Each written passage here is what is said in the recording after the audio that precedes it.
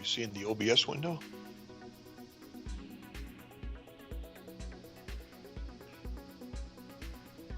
Hello and welcome to Ham Nation, episode 500. Thanks so much for coming out. Appreciate you hanging out there.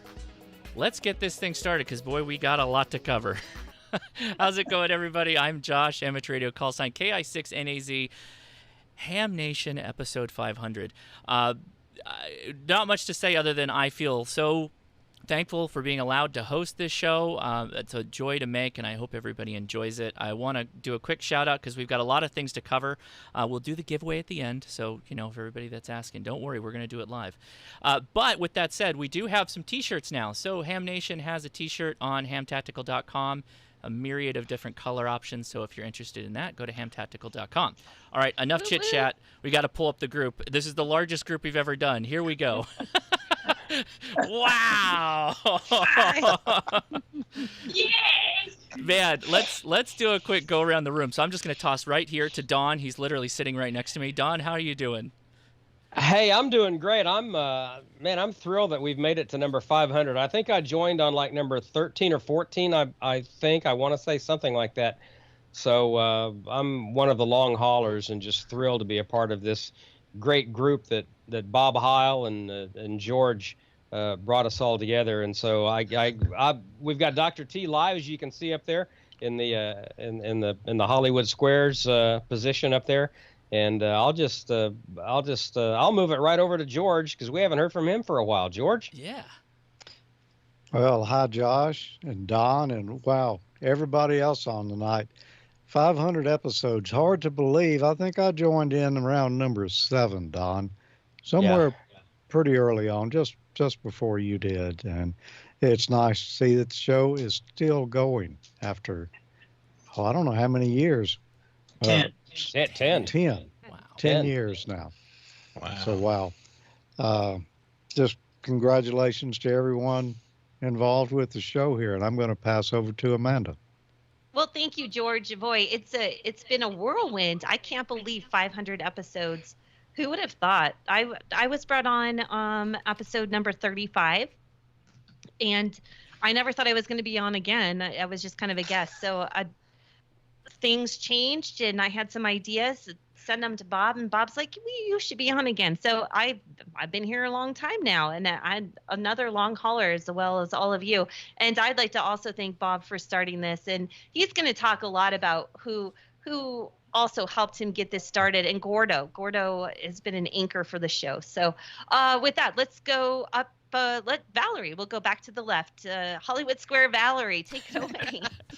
I have no idea when I came on, but I think it's been about 7 or 8 years, maybe 2013. And I just think about that very first episode and how terrified and shy I was sneaking Jack Daniels in my coffee mug just to get through it. And now it's like, nah.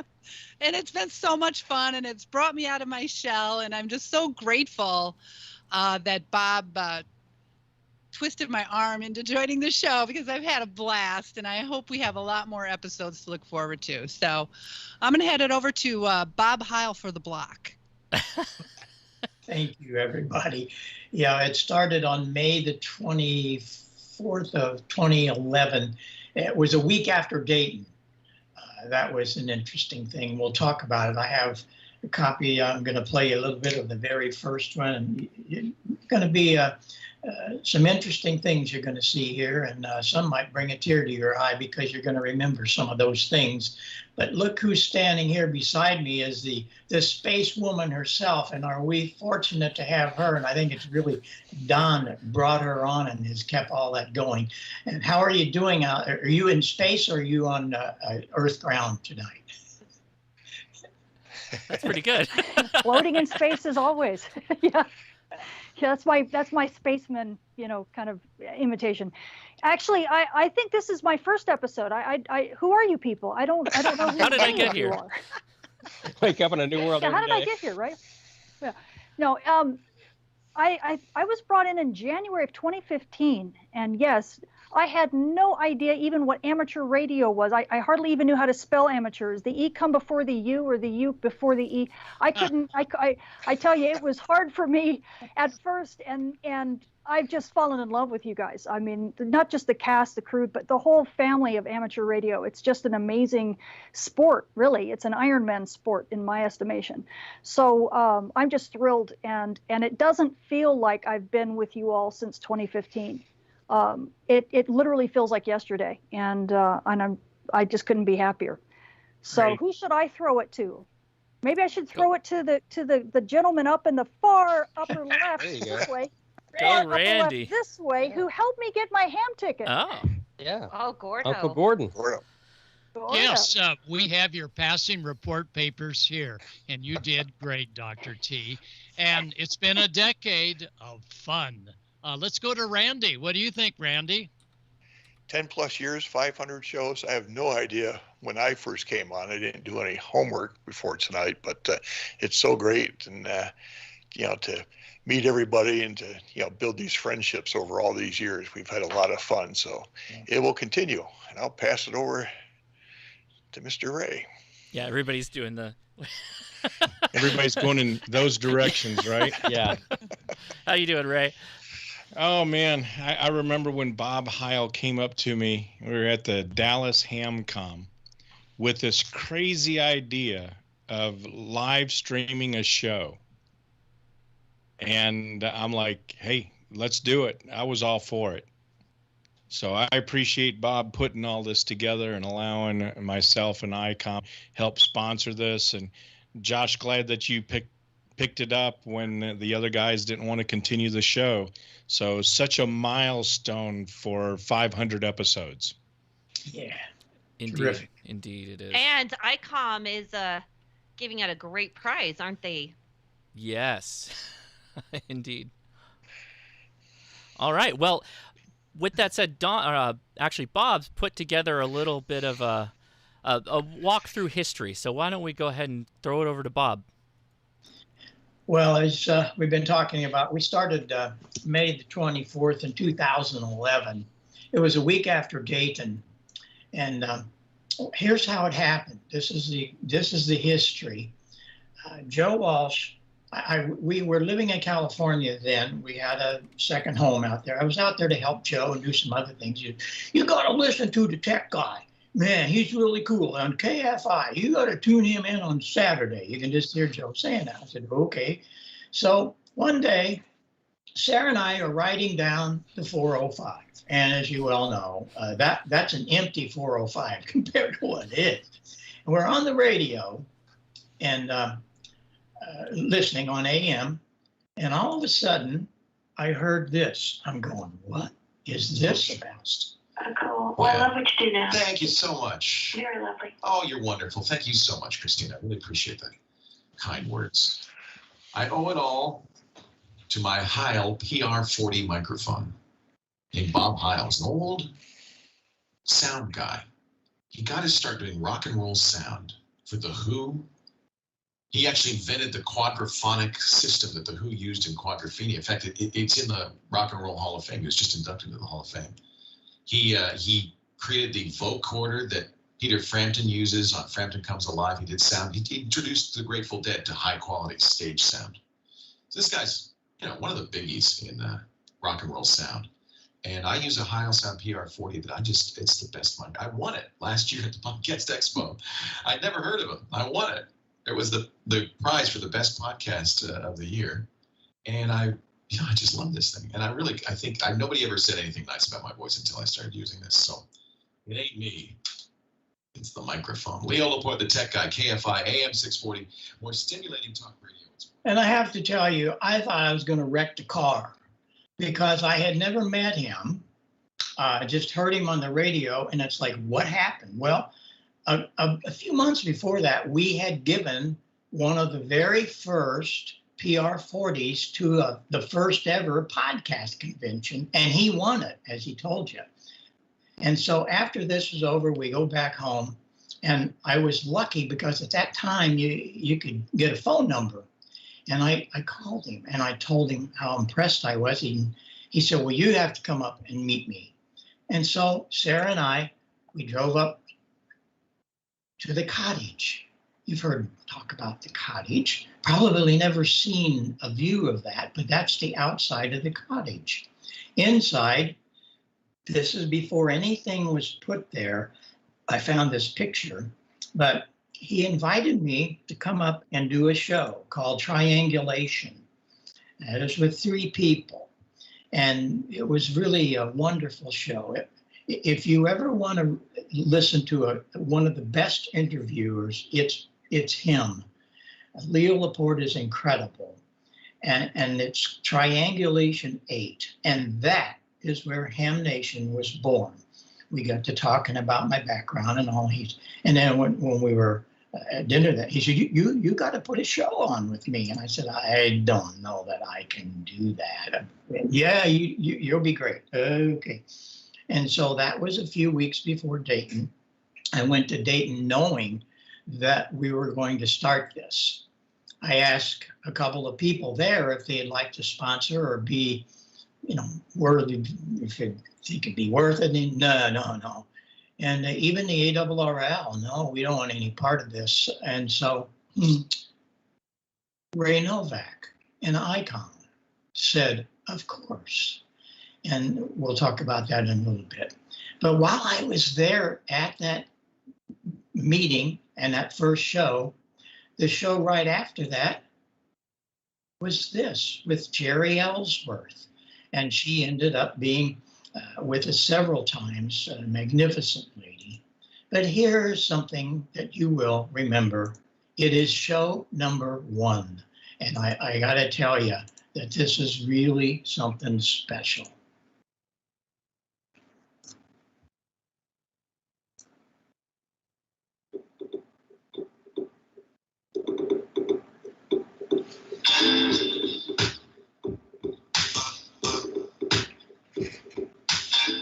This is Ham Nation, episode 1, recorded May 24th, 2011, the history of ham radio.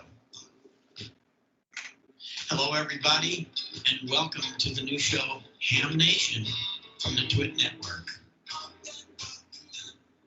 And that great music you hear behind us is very special. It's being done by a wonderful ham radio operator and a friend of all of ours, Mr. Joe Walt. And Joe he's been a friend of mine for, I don't know how long we've been together, 45 years, something like that. Yeah. And we also have a wonderful engineer and friend of Joe's, mine, Dave Jennings, WJ6W.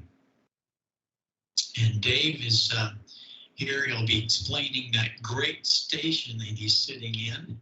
But we're really thrilled to have you guys tonight, and really thrilled to be here with all of the Twit Network. We're going to do this every Tuesday night.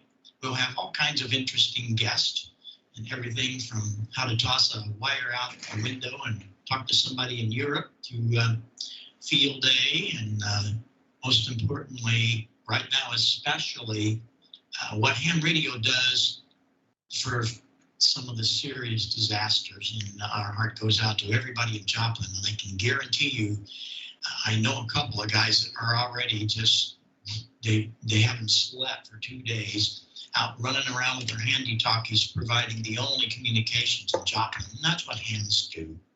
But tonight we just thought we'd wing it here on the first show and see what we can do to generate some interest on ham radio for some of you that really don't know what we all do. Joe, I have a question that I want to open with you. How did you get interested in ham radio? When was it? And what brought you to this great hobby? Well, when I was 12, my family moved from Ohio to New York City. And it was, I went semi-country living with vacant lots and fields to play in, to being in a 2-bedroom apartment in New York City on the 3rd floor. And it was summer, I didn't have any friends at all. And so it was a real shock for a 12-year-old kid. But I noticed this thing up on the roof, that would go around every once in a while. And I watched it go around, and I noticed it was Saturday mornings it would turn around, and I followed the wire down to a window and knocked on the door, and it was a ham radio operator. And his name was Jim Walden, W2IEY.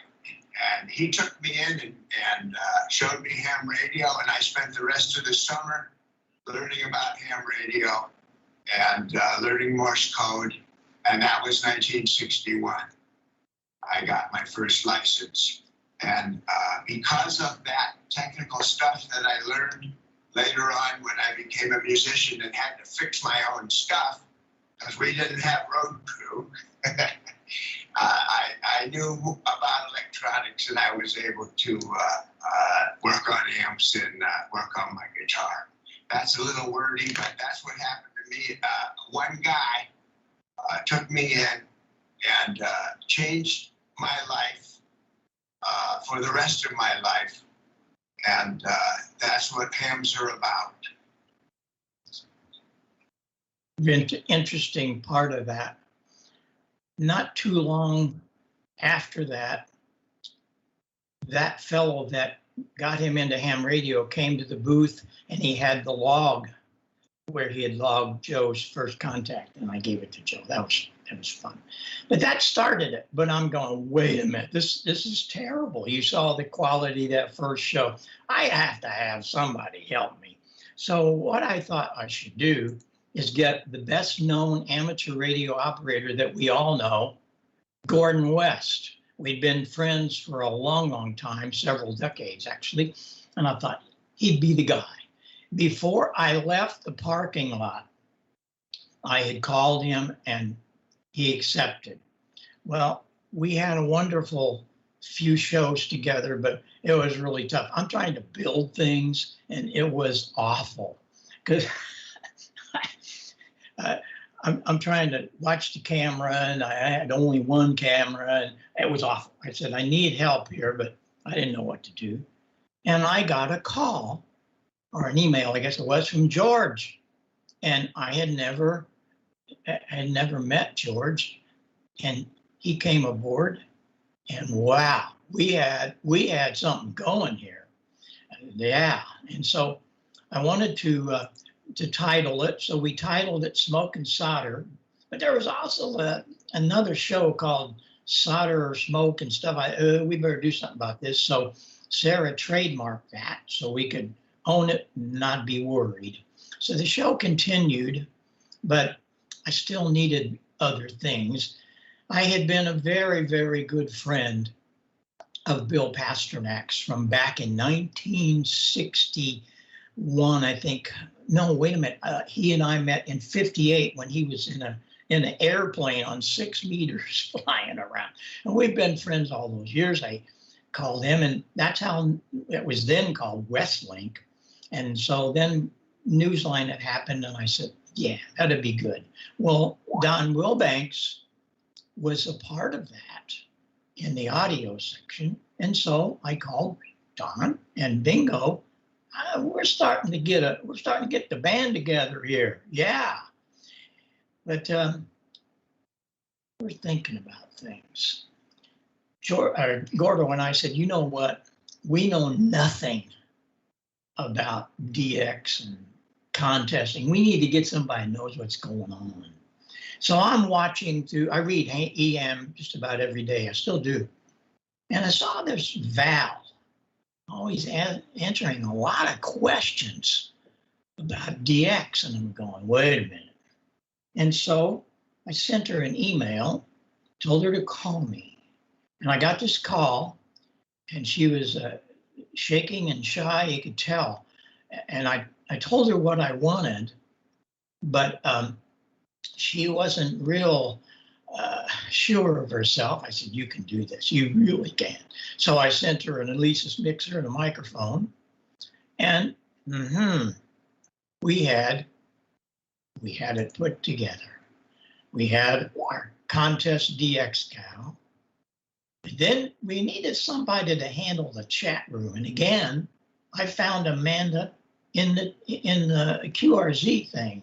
She had just gotten her new license and she was going to quit. She didn't like it. What?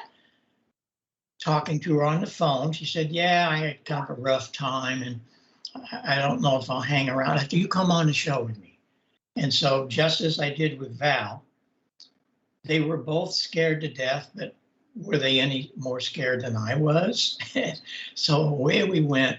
Now we really had a team.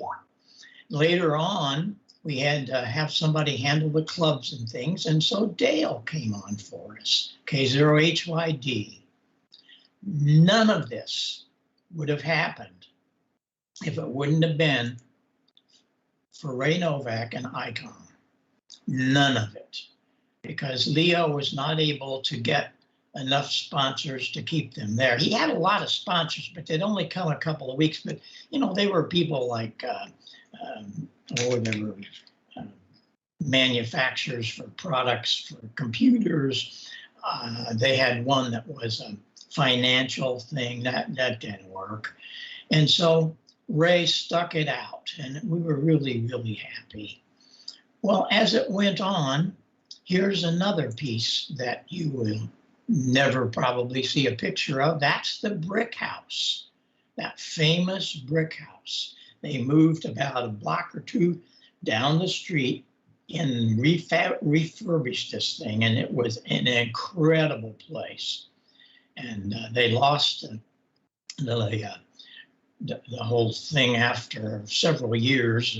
People that owned the building, and that's where they are now, though they're out in another building. Well, we get into the brick house, and I'm going, Leo, we need to have you get a license. And so Gordo sends him a license manual, and he studied very hard, and he got his license. He got his technician working with one of the clubs locally there in Petaluma. And we were really happy about that. And he went on and got his general. But weeks later, oh boy, weeks later, this is kind of what happened. I want you to listen to this, Leo. Let's see. I've never heard of that happening. Hi, it's Joe Walsh, WB6ACU, and I want to wish you, Leo, I want to wish you congratulations on your new ham call, and welcome to the community. I look forward to talking to you on the air, and I look forward to being on the show again here in the next week or two. Again, congratulations. Let everybody know it's not that hard. It just takes a little bit of work. And you can be in the wonderful world of ham radio with Leo and Alexa. That's it. Thanks. That's great. Was he on ham? No, that was a telephone call. He was out on tour, and I caught up with him, and I told him what was happening, and that's how we got that to happen. Well, George really came on with doing a lot of things with smoke and solder. I really wanted in the very beginning for this to be a very special ham radio side of things where we could build things. My whole life, 65 years plus, I love to build. And I think it's the foundation of what Ham Nation was in the beginning and still is some today. So one of the things I got crazy about 2017, I started building a transmitter on pine board. I thought, man, this would be it. And I have to say that in all of the years, this is where we had the most viewership during this year, because we brought on what I called the Pine Board Project. The first thing I had to do was teach everybody about high voltage. I got a lot of flack from, you're going to kill somebody. No. We taught people to respect high voltage. We weren't dealing with 12 volts. We were dealing with 350, maybe 400 volts. And it was okay. And the other thing about that, capacitors charge, and you have to be able to discharge them. And there's a little gadget that the broadcast engineer uses, and it's a thing that you could put away about maybe 10,000 volts if you needed, and take it to ground. Well, one of the great viewers, K9 MIT, Chip, he watches, he was in every show, he watched it, would really help me, would send me ideas and critique things we were doing. He came up with the chipstick. And what that was a gadget that he made out of a thing from Lowe's. Yeah, a paint stick. And what happened is you would clip this onto the ground of your chassis or your project, and then you would take this and put it onto the high voltage in the cap. Now it's turned off, but we have to bleed those capacitors out, and the chipstick would allow you to do that. So this was a very essential piece of the real good happenings of the pine board project. But we went into taking a piece of pine board, and we would do it weekly and show you how to take the board and set up a few things. Then we'd get into the sockets and mounting them. And then we built the power supply for it. We built the equalizer and mic preamp for it. And it was really a wonderful and fun thing. That project would have never taken off and been so successful if it wasn't for this guy, Gene, W4IQN. I was doing some of the drawings and they were absolutely horrible. Just like George Thomas came to my rescue in building things, Gene came with his incredible drawings. You didn't even have to read a schematic. Lay it out on the boards and away you went. He was a graphic artist, retired from General Motors, so he still does things for me, and it was wonderful. The real epitome of both Ham Nation and the Pine Board Project, it was the cover story on January of 2019.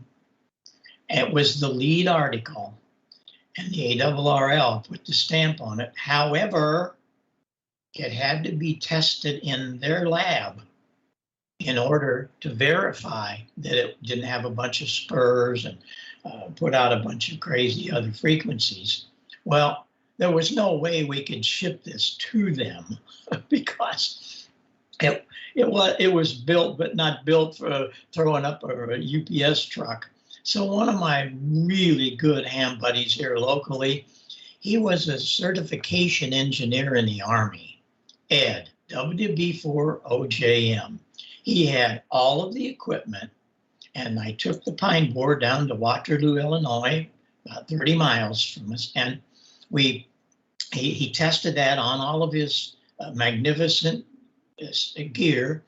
Not only did it come out with no spurs, usually if you're 35 dB down, 40 dB, it would pass. I mean, even that's the radio station. This thing came up with 50 dB. We couldn't believe it. We even measured it several times. So we sent all of the paperwork from the B&K printer and all of that stuff, and they accepted it. And yep, it was a big hit. Well, as things progressed, we went to Dayton every year, had a very nice booth, had a nice banner with all of us, and this was a fun place because so many by that time were fans. And this is just one of the many things that we did that they were just going crazy. Look at this crowd, and it was so wonderful. Thank you all. I got to check out, but I'll be back. See ya. Oh, Gordo. And we had so much fun. All during the years we had, I know I'm going to miss them all, but one of the ones that came to me was Al, K1 LT. He was amazing.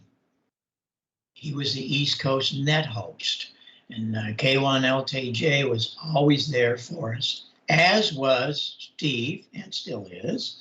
That picture was my road crew.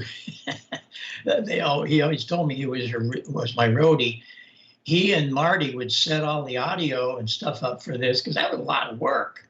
And so I have to say that those guys were so much help. And there's so many more. We brought Randy in, and Randy's with us tonight, and just other people that made Ham Nation in the beginning of what it is today, because there's no way that one person could have done this. And I put the team together, and I'm very blessed that many of them stayed, didn't get scared. But I enjoyed so much through the years and still doing that. This last year, I've been doing Zoom presentations to clubs. I just did 215 the other night since February of 2020. And that's why a lot of times I'm not on Ham Nation, because it just seemed like Wednesday night is the night for clubs. And so I'm out doing these Zooms, and some of them go 90 to 100 minutes. If you have a club, send me an email and we'll come join you. Have so much fun sharing the science of this hobby. And that's what it's all about for me, because if it wasn't for amateur radio, I would not be anywhere close to having these two careers that I have behind me.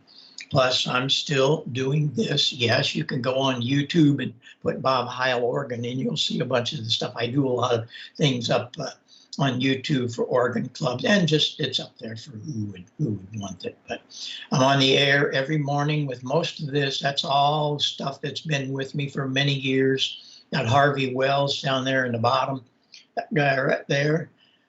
That was my first transmitter in 1956. It's still running with original tubes. This guy, the 20A, that guy I built when I was 18 years old. It's still on the air. I do the Collins net and the vintage net on Sunday afternoon. And most all this stuff is still going, the ICO and the Mosley receivers. I just love all the old stuff. I guess it kind of tells you where I am. But I enjoy so much this hobby, and I'm so blessed that Leo Laporte asked me to come on his network and give me free reign. And it came a long, long way from what we learned in the cottage. So thanks everyone for putting up with all this here. I just thought you'd get a kick out of it. I sure did, putting it together. And you have fun with amateur radio. And always remember that there's more to it than talking and building. It's the friendship of all of the people that you build from around the world. Josh, you're a saint. Thank you for taking this project on. You've done a wonderful job, and look forward to many more years of Ham Nation. I appreciate being here tonight. Thank you, and thanks to everyone. Wonderful. Very good. Oh, and so thank you very much for that. I appreciate it. Oh, I got something blocking. What happened there? I don't know what's going on. See, I have my own problems live. This is always fun. Bob, thank you so much for that. I really appreciate it. It's very nice of you. Yeah, so George, you put something together pretty cool for us today. Why don't we throw it over to you? Okay, Josh. Yeah, it's well, it's been what, 16 years in October that I've been doing videos on the internet, mostly ham radio, electronics, or computer related. And it's been a lot of fun. I've got to say, really felt honored to join Bob and Gordo on Ham Nation and do, well, basically a 10-year stint there. We had a lot of fun. I was able to do a lot of other things that otherwise wouldn't have been able to do. And, following those two around at a hamvention or somewhere is really tough work. You better be in shape before you try to do it, because they don't slow down. But all I can say is congratulations to everyone who's been on Ham Nation over the years, and continued luck in the future there. And of course, I dropped out back at the first first of the year, whenever the transition was made off of Twit there. And I'm glad that Randy and Joe have picked up and continue on with the building and soldering and general mayhem of things. I'm still doing videos. You know, I started Amateur Logic back in 2005, and we're still going. We do videos every month at and Ham College, and we're doing some extra videos now. The weeks that we don't have an Amateur Logic or a Ham College, we're releasing a short video, just a little short segment of something maybe that was on our minds, and I'm splitting that with all the other hosts on Amateur Logic. And here's one that I did a while back that you might get a kick out of. It's it's not always about soldering. Sometimes you got to pull out the air compressor as well. Don't you hate it when you buy a can of contact cleaner, WD-40 or whatever? It's working good, it's doing what you want, and then all of a sudden you try to spray it and nothing comes out, or it just barely drips out, and you can feel there's a good bit of weight left to it, and you can even hear it. That's kind of always been a bummer for me. I've got a can here of Deoxit brand contact cleaning wash. This is good stuff. It's not Freon, of course. We don't get that anymore. But nevertheless, this has been a good contact cleaner, except this is the second can I've had that went flat. There was no pressure left in it, so I couldn't get the remaining product out. We're going to try an experiment today to see if we can recharge that can. I've seen some people doing it on the internet. I'm going to give it a try myself. First, let me say, be safe about this. I'm going to take this outside to do it, and I'm going to use safety glasses in the process. Now, they show two different ways of doing this. One, if you've got an air nozzle like this, a sprayer, or you can use a valve stem if that's what you've got. This probably will seal off a little bit better. Either one is going to have a little leakage. Now, if you're going to do this, you're doing it at your own risk. I'm just showing you here what I tried.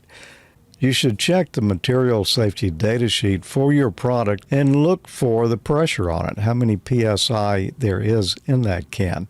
Unfortunately, on this particular product right here, they listed no pressure, so I didn't know. Normally, you've got between 90 and 110 PSI in a can. My air compressor happens to show 95 PSI on the gauge on the regulator right now, so that's the pressure I'm going to use. Now, I will take this outdoors and use eye protection, cross my fingers and hope for the best. If you're going to try the method with the air sprayer, you hold it right on top of the can, immediately over the stem. Use your fingers to hold it in place. Press down while you're applying air to the can. There's going to be some leakage with that, so I think I'll probably have better luck with the valve stem. I bought a package of 2 of these at the auto parts store for $3 and change. I don't mind wasting that. There's more than $3 worth of product left in this can. If you look down in the hole in the middle of the valve stem, you'll see a metal insert in there. That is bigger around than the stem on the can. When you use this, you'll have to press down the metal on the side of that insert onto the stem so that you engage the can. The hole here is a little too deep. There's too much rubber there to fit all the way over the stem and engage it. We're going to have to trim off a little bit. I'm going to use a razor blade to do that with. If you do this yourself, be careful. That wasn't very hard to cut. Went pretty smooth. I did have a mistake, though. I had to use both of these. The first one I tried, I cut too much off, and when I pressed down on it, it didn't seal on top of the can there. It just kind of like there was a big gap left. So my second attempt, I cut it shorter. That did better. We're going to take it outside now and try this and see what happens.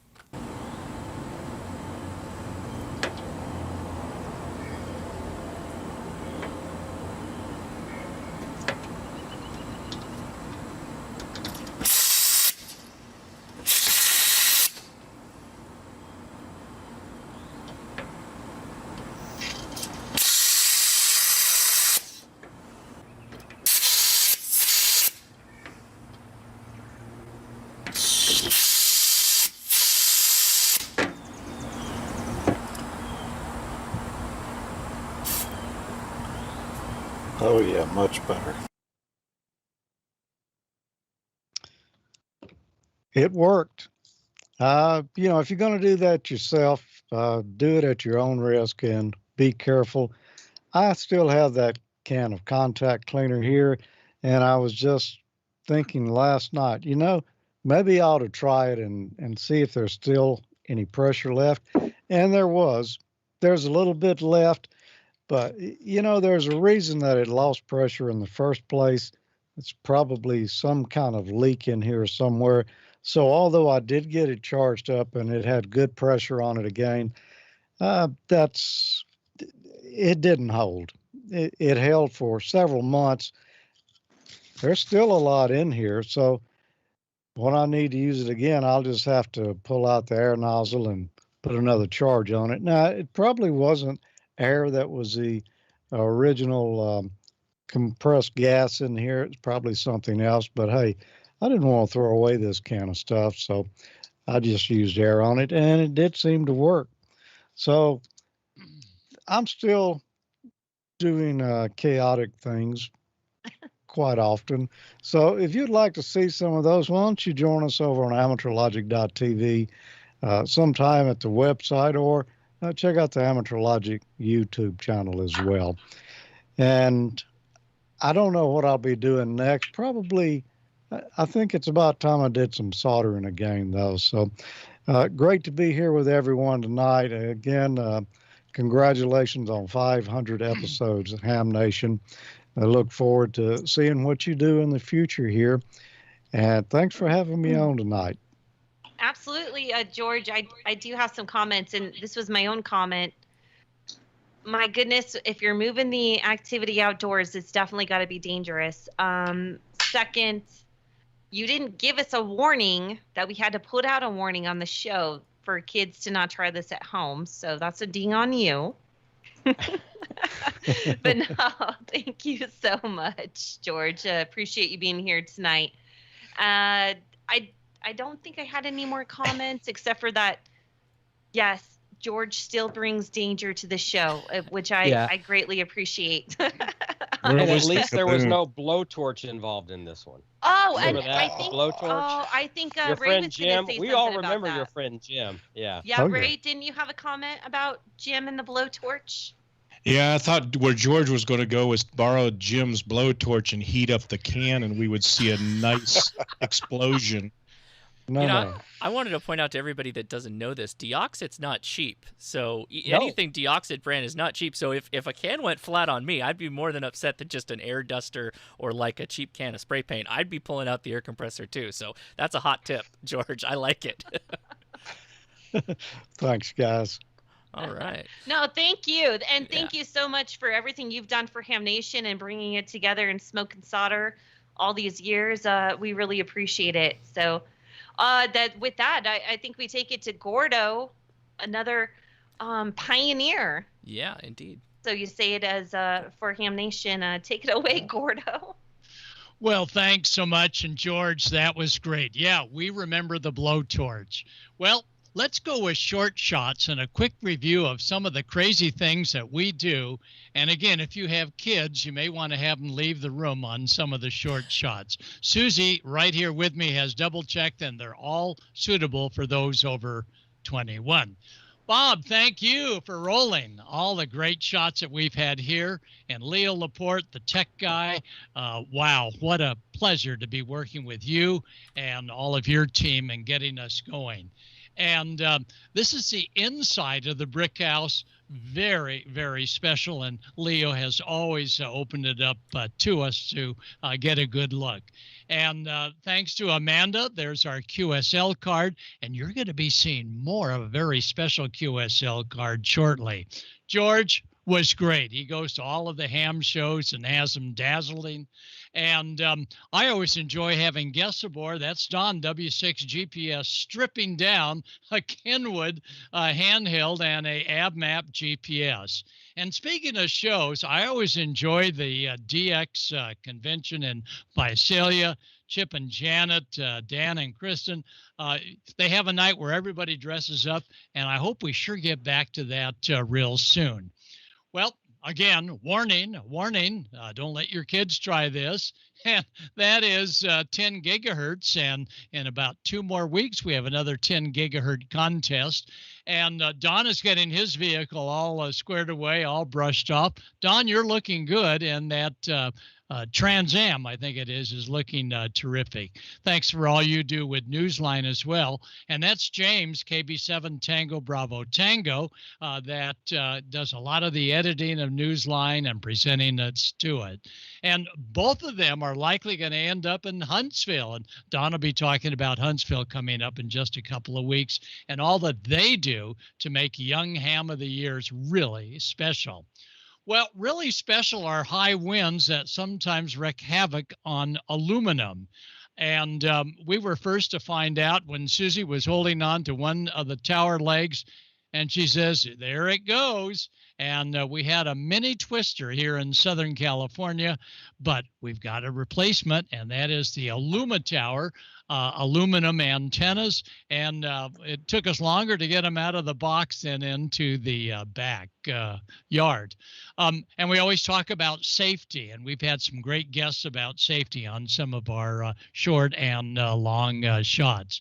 And yes, after earthquakes, and we've had a couple on the air, we will rebuild. Well, thanks to this very special guest for keeping Ham Nation on the air for all of this decade. Who was that masked man seen at the Dayton Hamvention a few years ago? There he is, Ray. He is all over the place. And let me tell you, out of all of the manufacturers, no one shows off more about their company than ICOM America than Ray does. And of course, the tropo, we had some great tropo conditions. A lot of folks learned about the bending of light waves similar to radio waves. Whoa, look at this, a tropo where you could actually see a reflection of a ship on the background. That was the time that we were able to receive the KH6 HME beacon, 6 megahertz wide on amateur television. Thanks to the Amateur Television Network folks that got us going here with ATV. That's 2,500 miles, 6 megahertz on 430 megahertz. Noise. Let's track some noise. Well, we first tried out the new loops, and that is Mike Cleary, and that ship in the foreground, and we're testing out loop antennas versus dipoles, but they all point toward noise. And if you have neighbors that have solar panels, be prepared if you look at it on a scope to see a lot of noise. And we talked about some of the noisemakers. The one we found here was our washing machine. When we do washing, we hear it loud and clear on the 40-meter band. And Bob Crane, a strong supporter, sending us some great products to show off on Ham Nation. They're still going strong at C. Crane Company out in Fortuna, and his shortwave receivers are just terrific. And, of course, Art Bell, what a legend in ham radio. And then there was a time that the Amateur Radio Emergency Service was going to have to drop the word emergency. What? Yeah, Laura Smith from the Federal Communications Commission says that if you're providing communications for a company like the Red Cross or something like that, it could be illegal. Oh my gosh, that means take the word emergency out of emergency. So there we go. We couldn't do emergency for about a month until there was a clarification. And even the league was thinking about changing the Amateur Radio Emergency Service logo. Well, you know me, and I love to go out on the water. In fact, that's where I'm going to be for the next few months. And we enjoy working at the beach and having the cops come up and route us as to what we're doing with all the stuff. I work with the Coast Guard Auxiliary. That's Pastor Jason Gann. And Pastor Gann has been instrumental in making sure that this station stays on the air. And we do vessel inspections, but we never expected a vessel captain to say, well, we'll bring the boat to you. No, we're about a mile inland. He says, we'll bring the boat to you. So you never know what's going to happen. So our boat, of course, is the van, and you'll be seeing more of that as we tour around. And the good old dune buggy is still percolating and holding all those antennas. No, we don't do those big 6-meter antenna when we're on the van. And by the way, Bob and I originally worked on 6 meters back in 1959. Wow, long time. Well, John Amadeo, Julian Frost, and that's Ray in the background for Last Man Standing. And thanks to Ray, we had a full complement of radios there at the studio. They put up a nice antenna, and there was a lot of DX worked, and Amanda and many of the others had a good chance to exchange QSL cards from Last Man Standing. Oh, then came COVID. One of our enterprising hams, K6JOY, says, no problem. I've got a mask and a COVID eliminator, turned over a giant water bottle and reamed out. Well, anyway, it worked. She's healthy. All is fine. And then, of course, Quartz Fest. Well, we had to make it Quartz Pause last year, but it's going to be going strong for 25 years this coming end of January, and that is Quartz Fest. And at Quartz Fest, we have the W7Q, and that is supported by BioInno lithium iron phosphate batteries. Those batteries kick butt, and they go and they go and they go. So listen for us the third week. Ray may be out there as well, and we look forward to seeing all the hams at Quartz Fest. And speaking of hams at Quartz Fest, what about the YLs? So this year, special attention to YL activities. No, not sewing or beading, but maybe gold panning or going into town or going up to a big casino. And that's being put together by Susie and Gordo, as well as it's being put together by, there they are, Chris and Lynn. And they are the organizers and have been for the last many years of Quartz Fest, again, 25 years. And working Quartz Fest is Tracy and Jody Lineker. They are on the air regularly, and they know how to make things happen with ham radio groups and clubs, the Mountaintop Amateur Radio Organization. Ha ha. And of course, we don't go anywhere without Randy. And Randy, as well as Steve, they were hot on to the FT8 digital modes at Quartz Fest right at the very beginning of that WSJT mode. And wow, did that make an impression.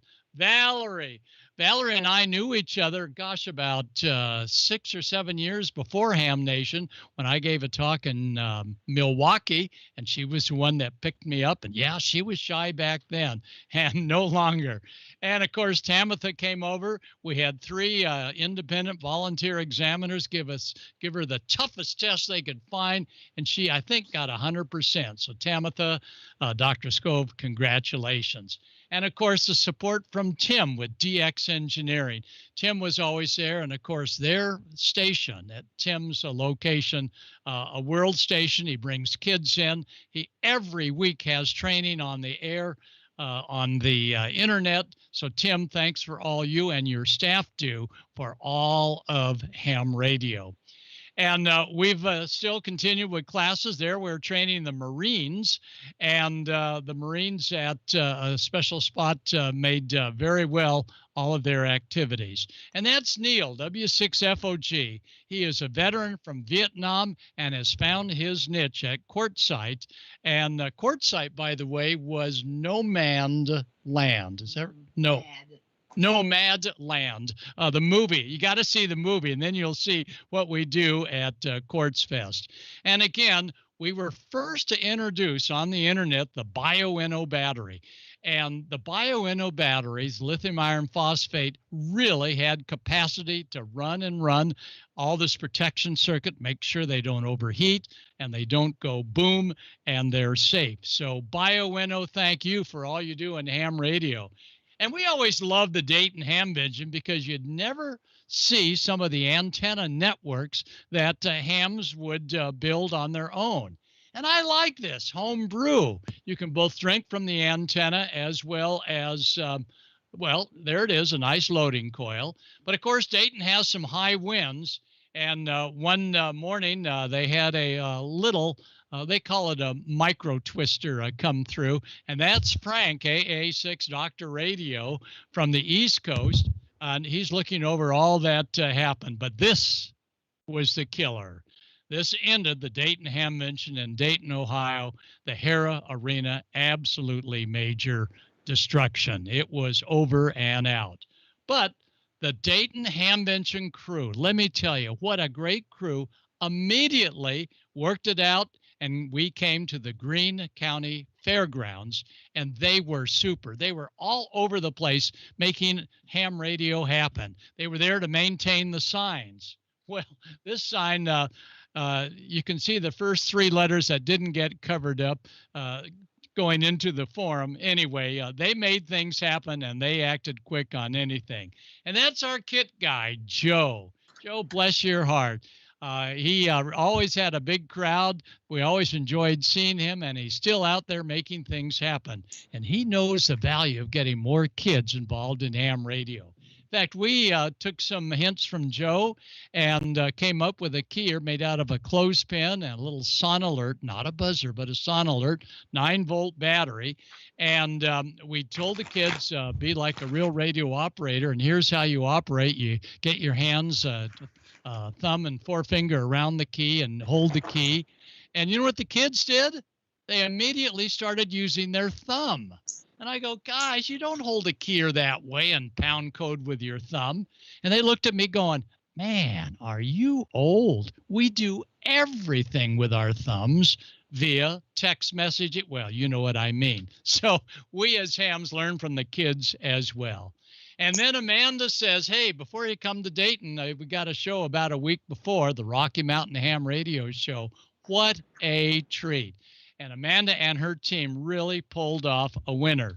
In fact, they even took me to the Continental Divide on the way home, headed toward Dayton, where it was snowing. So thanks, Amanda, for the snow. Wait a minute, what's that? I'm looking up. There's Susie on the right and Tracy and Jody, and we're looking at the sun, but I'm happy to say we have protective lenses on. And that was a full eclipse up in Idaho. Is that right? Yeah, Wyoming. Yeah. And it was 100%. And look at this. Is this great? Just like a ring. So ham radio operators, of course, were on 5 and 10 megs listening to WWV, immediately build and then go away about 4 minutes later. So the eclipse really played an important part for ham radio operators to study propagation. And, of course, propagation depends on a good antenna. Got a lot of calls on this one. Make sure if you get the cheap version of the Diamond or the Comet, those are the real versions. The cheap imitation version comes from another manufacturer. Water, yeah, just come on down and come right in. Oh, yeah, the end of the day, guys and girls, be sure and pour out any excess water. And coax, we love coax. Now, Tracy tells me this was an anomaly. It just happened. I was asking him, were you running like 2,000 watts on your coax when it migrated all the way to a short out? Well, we'll never know, but I didn't see an amplifier. Who would have thought a bad hunk of good coax? That was not so good. And, of course, conventions are coming back. Beside Don going to be talking about the upcoming convention in Huntsville, we're going to be doing Pacificon in October, and the Pacificon crew are already out there bringing guests in all the way from the East Coast. So we love ham radio conventions. I love signing the books in the ham radio outlet booth and meeting all of the folks there in Las Vegas. You never know some of the characters that attend these conventions and play the part. Working satellites, boy, that gets the kids' attention. That's Clint, and Clint did a great job. And you know, this weekend they're going to be sending down slow scan television. So if you don't have the software, at least record it and play it later. But that's from the International Space Station, and we encourage all of you to subscribe to and support the Amateur Radio Space Station, ARISS, Amateur Radio International Space Station. They're now a 501c3. So as Rosalie White would tell you, please support the space station. Finally, we're going to end up with the pickles. And this was always a great demonstration of students measuring without power to it, the ohmic resistance of a wet pickle, and then calculating the voltage going into it. This would be 110 volts. Kids, don't try this at home. George, you're okay for that. And we get them to glow. But then one of our technical hams says, you need more glow, because we're trying to pick up the sound of that pickle about 100 feet away, and we couldn't hear it. So we wired up 110 volts to Lord knows what, and off it goes. And there's Dave Bell. Now, I'll tell you, one of the pickles just about shot off, spewed us with pickle juice. But this is fun. This is ham radio at its best. Oh, yeah. And don't forget, in the middle of the night, when you're checking out antennas, watch some of the safety hazards. So, Ray, thank you for all you've done for ham radio by being out there.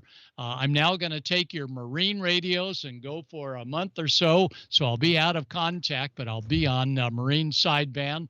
The wind system has always been very supportive on all of the great demonstrations we try and do, windsystem.org. That is Josh going, you've got 100 short shots you're going to do in 10 minutes? And I said, Josh, trust me, we're going to make it happen. And he says, I sure hope so, because we have other guests. And Ray sums it up right there, and that is ham radio, definitely a contact sport. So on behalf of Susie, over here off camera, and Gordo, WB6NOA, we may be gone for a little while, but we'll be back. And if you're tuning 20 meters, 14,300, you may hear me appear sometimes there or here. So now let's find out more about all of this great ICOM equipment, including, that's the marine radio you may hear me on, ICOM America. ICOM has the base station of your dreams with the IC7851, IC7610, IC9700, and IC7300 SDR transceivers. ICOM's amateur radios are top of the line and are the first choice for contesters across the globe. Robust base stations like these cut through pileups, letting you work the bands and record those contacts. Keep your competitive edge with ICOM. Heard it, worked it, logged it. The IC7851 gives you a new window into the RF world and is HF excellence unparalleled. With faster processors, high input gain, high display resolution, and a cleaner signal, it's truly the pinnacle of HF perfection. Dual receivers, digital IF filters, memory keyer, digital voice recorder, high-resolution Spectrum waterfall display, enhanced PC connectivity, and SD memory card slot. The ICOM IC7610 is the SDR every ham wants. This high-performance SDR can pick out the faintest of signals even in the presence of stronger adjacent signals. The IC7610 is a direct sampling software-defined radio that will change the world's definition of an SDR transceiver. RF direct sampling system, 110 dB RMDR, independent dual receivers, and dual digicell. Create your own band opening with the IC9700. This transceiver brings direct sampling to the UHF-VHF weak signal world. This all-mode transceiver is loaded with innovative features that are sure to keep you busy: faster processors, higher input gain, higher display resolution, and a cleaner signal. 4.3-inch color touchscreen display, real-time high-speed spectrum scope and waterfall display, smooth satellite operation with 99 satellite channels, dual watch operation, and full duplex operation in satellite mode. The ICOM IC7300 changed the way entry-level HF is designed. This high-performance, innovative HF transceiver with a compact design will far exceed your expectations. RF direct sampling, 15 discrete bandpass filters, large 4.3-inch color touchscreen, real-time spectrum scope, and SD memory card slot. Visit ICOMAmerica.com/amateur for more information on all the great ICOM radios. All right, man, crazy. We're already past an hour, but big thanks to everybody for watching episode 500, and another big thank you to ICOM for continuing to support Ham Nation. What can I say? They do a lot for ham radio, and no short in this one. They do their bi-monthly giveaway. Again, you can go to the link. It's in the description for the video.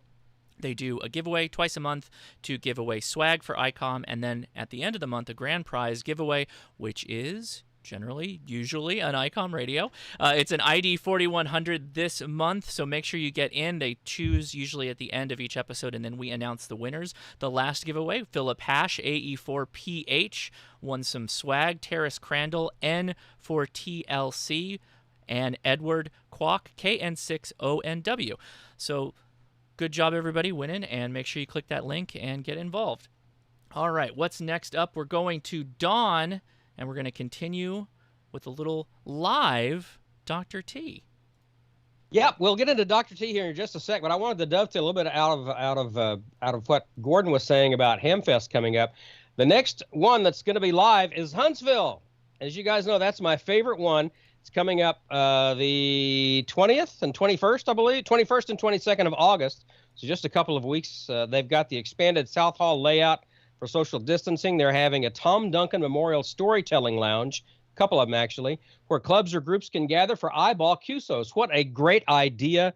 Adult soldering classes on Sunday. You know, we normally hold the Young Ham of the Year Award presentation there at Huntsville. Not going to do that live this year. We're going to do it actually next Tuesday, the 10th, on Tom Medlin's W5KUB Amateur Radio Roundtable Show. So be sure to tune into that, 8 p.m. next Tuesday on W5KUB.com. But Huntsville Hamfest, best Hamfest around. And, you know, when Hamfests are coming back, you know, we're right in the middle of the Delta variant push, the next wave. So, you know, of course, you got to show up with one of these. Oh, and it's wow. always good to have one. Hey, it's the times we live in. But you know what? I'm looking at Dr. Scove there, and since I'm in South Mississippi and she's in Southern California, I think we're just a little bit farther than 6 feet away. So, no, don't cover your smiling face. Everyone wants to see your smiling face. So, Dr. Tamitha Scove, I found you. I guess if I have a claim to fame, by God, that's a good one. I found you and asked if I could use some of your stuff on Newsline sometime, and you graciously said, absolutely, share whatever you want, any way I can help. And so I took your word at that, and now here, 5-6 years later, you're a big part of what we do at Ham Nation, and you got your license as well, WX6 SWW. And we're just so thrilled to have you a part of our team. You're a very, very big part of what we do on Ham Nation. The audience loves you, not only for just you and your bubbly, sparkly personality, but also your big old brain. You got kidneys up there, girl. You got big old kidneys up there in that big old brain. But yeah, and what we like about you, Tamitha, what we love about you is that you're able to take something that basically is inconceivable. I mean, the sun. We wouldn't be here if it wasn't for the sun. And you're able to, take the solar mechanics and distill it down much in the same way that Gordon is with the technical aspect of ham radio, and distill it down to where anybody can understand it. And that's your gift to the world. And we're just so glad that you're able to share it with us. So thanks for being on number 500. Thanks for being with us every week. We love you, and we really appreciate everything that you do for us. So take it away. The floor is yours, Dr. T. Oh, wonderful. Thank you. I can hardly follow that. I'm kind of like, well, what do I do now? You do you. Well, you know, I'm glad. What? You do you? I guess suppose I can. You do you. All right. The nice thing is that, you know, you don't have to keep making me feel wonderful about being accepted in the family, because now that I'm here, you're never going to get rid of me. So you're stuck with me now. That's just the way it's going to be. And of course, I have to be bright, because that's the only way I can compete with this thing behind me. With my lima bean brains, not kidney bean, limas. They're lima beans. Anyway, all right. So I don't know if anybody's been paying attention, but this past week, over the last maybe couple days, we actually did have a solar storm hit Earth. For those of you who actually do take a look at Space Weather Prediction Center at NOAA, they did not forecast it. So they have egg on their face right now, because something that we thought was probably going to miss Earth ended up hitting Earth. There were a few of us that got it right, but wow, the sun has just been driving us all crazy, because it's spitting off, you know, solar cycle 25 is really ramping up. And so the sun's been spitting off about at least a solar storm a day. And this trend is only going to get, bigger, worse, better. It depends upon your point of view. Because we are getting more and more active regions. As a matter of fact, if you take a look, I think I have to stand. Well, I can stand on this side. If you take a look at the sun right now, we actually do have a lot of bright regions on the Earth-facing disk. We have one that will make amateur radio operators happy, make all of us happy in here. I believe this is the region. This is 2850, and it has just been gurgling and burgling. This is the reason why we are still sitting in the low to mid 70s right now for solar flux. This thing is beginning to fire off a few like low-level flares. I think we got a small, quick C-class flare just this past day. It hasn't fired off any solar storms, but we are watching it. So we're going to have that over the next few days to contend with, and then we'll get some more regions on the Earth's on rotating into Earth view in a second. I'll show you those from the sun's far side with stereo images. Really, the main thing that we have to worry about over the next few days are these little black holes here, these little coronal holes. We are going to be getting some fast wind from them over the next couple days because these are rotating into the Earth strike zone now. And over the next 24 hours or so. So expect to get just a little bit of mess on the bands. We might even get up to active conditions. It's hard to say, but it probably won't be all that intense. But that's the main thing that's going on the Earth-facing disk. If we flip over to the sun's far side, and we take a look at that, this is something that's going to make you all a bit happier. I'll try to keep the date in here. Hopefully you guys can still see that date. I'll again stand on this side. So this is stereo A, and it's looking at the sun a little bit from the side. It's the stereo A. Sadly, its far side view of the sun is beginning to disappear because stereo A is rotating back into the same position. It's basically coming back around to meet Earth. So within the next year or two, the two views are not going to look any different. So we really won't have our far-sighted monitor. But for the short while we still have that monitor, it's kind of nice because as you can see here, you see this is that coronal hole that you're kind of seeing on the sun's on Earth side right now. This is that coronal hole that's going to be giving us some fast solar wind, but look past it. You're actually seeing a few bright regions. There's one up here. This, I guarantee you, will be a sunspot region. That's going to give us some decent solar flux starting in about 3 or 4 days. And then if you look down here if I get my hand in the right place, right in here, you'll see something kind of go woof like this, right really soon, just in maybe another few seconds or so. You'll see a solar storm be launched. So this is going to be another active region right here. That's right there. There goes the solar storm off of the sun's limb. That is not Earth directed, but what that means is that we do have two flare players or two solar storm producers that are going to be rotating into Earth view. Both of those will boost the solar flux. We'll probably be back into the high 70s, probably in about 4 days. So that means we're at least going to be still sitting in the marginal range, pretty decent marginal range for radio propagation. And then as those regions continue rotating into view, then we'll have more because the ones from a week ago that disappeared, that boosted us almost into the 90s for solar flux, those will be beginning to rotate back into Earth view. So if we can just get through the next few days, then the radio propagation on Earth's day side should definitely ramp up a bit. For those of you who are interested, here is that the solar storm that hit us. This didn't last very long, but if you did have problems with radio propagation on the 3rd, 2nd and the 3rd, I had a couple people call me and say, what in the world was going on? I got nothing. My bands went dead. This is why. And not too many people knew to forecast this. So just be aware it wasn't your rig. It was just a small little mini solar storm that hit us. And then if you're hearing noise on the bands now, this is why. You probably can't read these numbers, I'm sure, but this is the X-ray flux, and this is a proxy I'm using it as a proxy for solar flux. But you're also seeing right in here, see this little bit of a pop right here. This is getting to be a little bit of X-ray noise, a little radio noise is coming from this as well. So if you're hearing a little sizzle on the bands, this is just from region 2850 that is kind of, emerging on the Earth-facing disk, but it should be disappearing around the sun's west limb in a day or two, so you won't have to deal with that noise for all that long. And then very quickly, I'll just give you my 5-day outlooks. If I can present it. I'll try not to take too much time today since we have such an amazing show.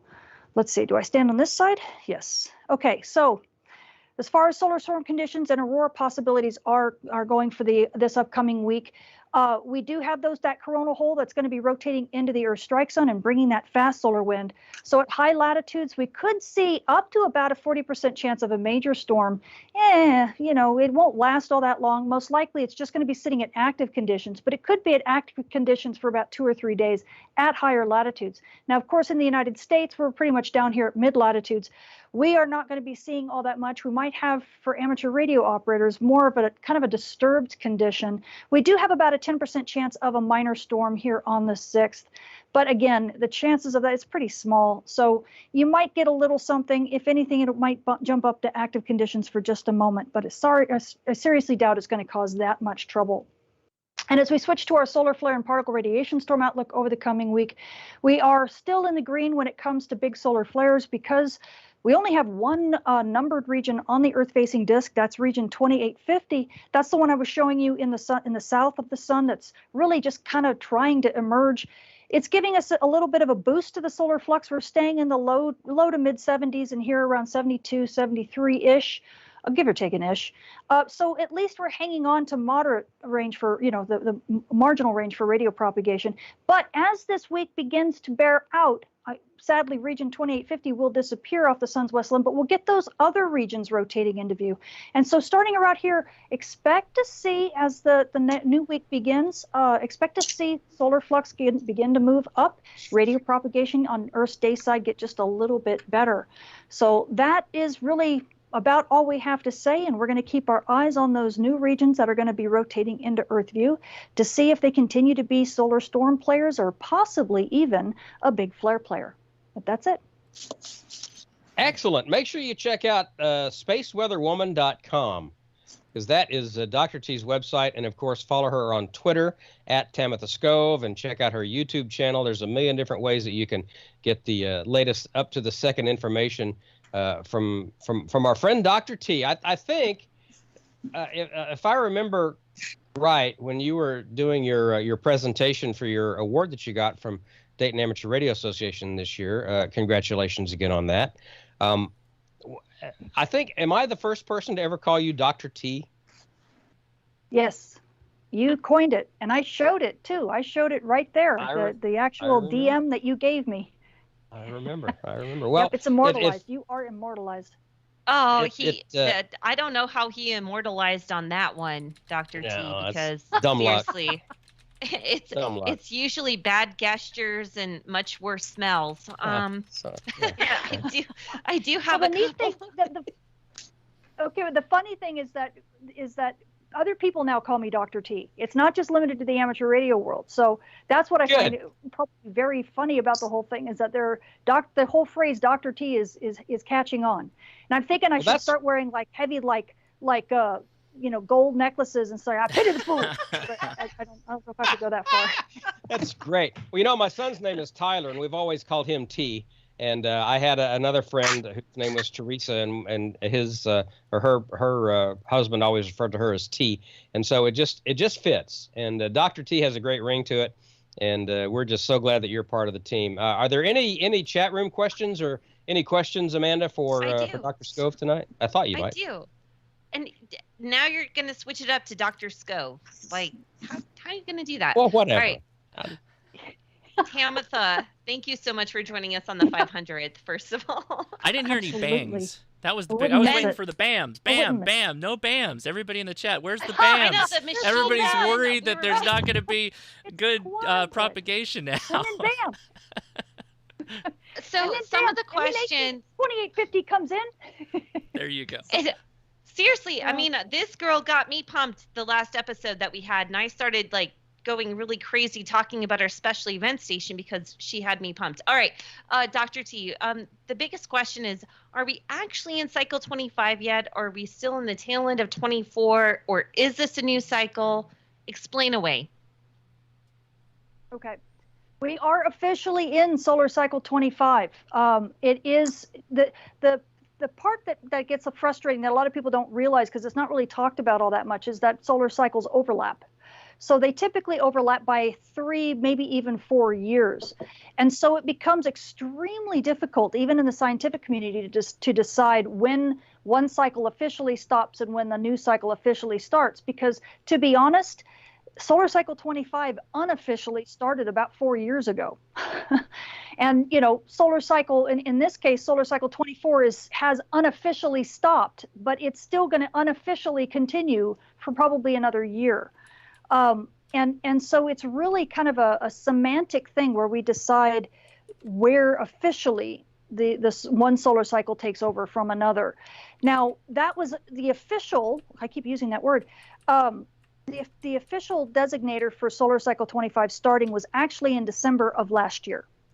So we already had crossed over, and so is that correct? It's coronavirus, so I'm praying I'm not off by a year. But the whole world is like frozen in time since We're all off by a year or two. It's just at least. Oh my gosh, it's just crazy. So oh good, you feel my pain. Okay, so I don't feel so bad. So if I make a total jerk of myself, please forgive me. But what we're looking for now, and the talk that may have gotten people confused, is that we're looking for something called the terminator. And that is really not the beginning of the news cycle per se, not in an official sense, but it's the beginning of where an explosive activity begins. And there's a very good chance that we have just crossed that. As a matter of fact, I got some new pictures, some new figures from Dr. Scott McIntosh, who is the lead proponent of this type of designator for the new solar cycle. And we're seeing all of the markers. There's like 5 different markers you have to follow with the sun.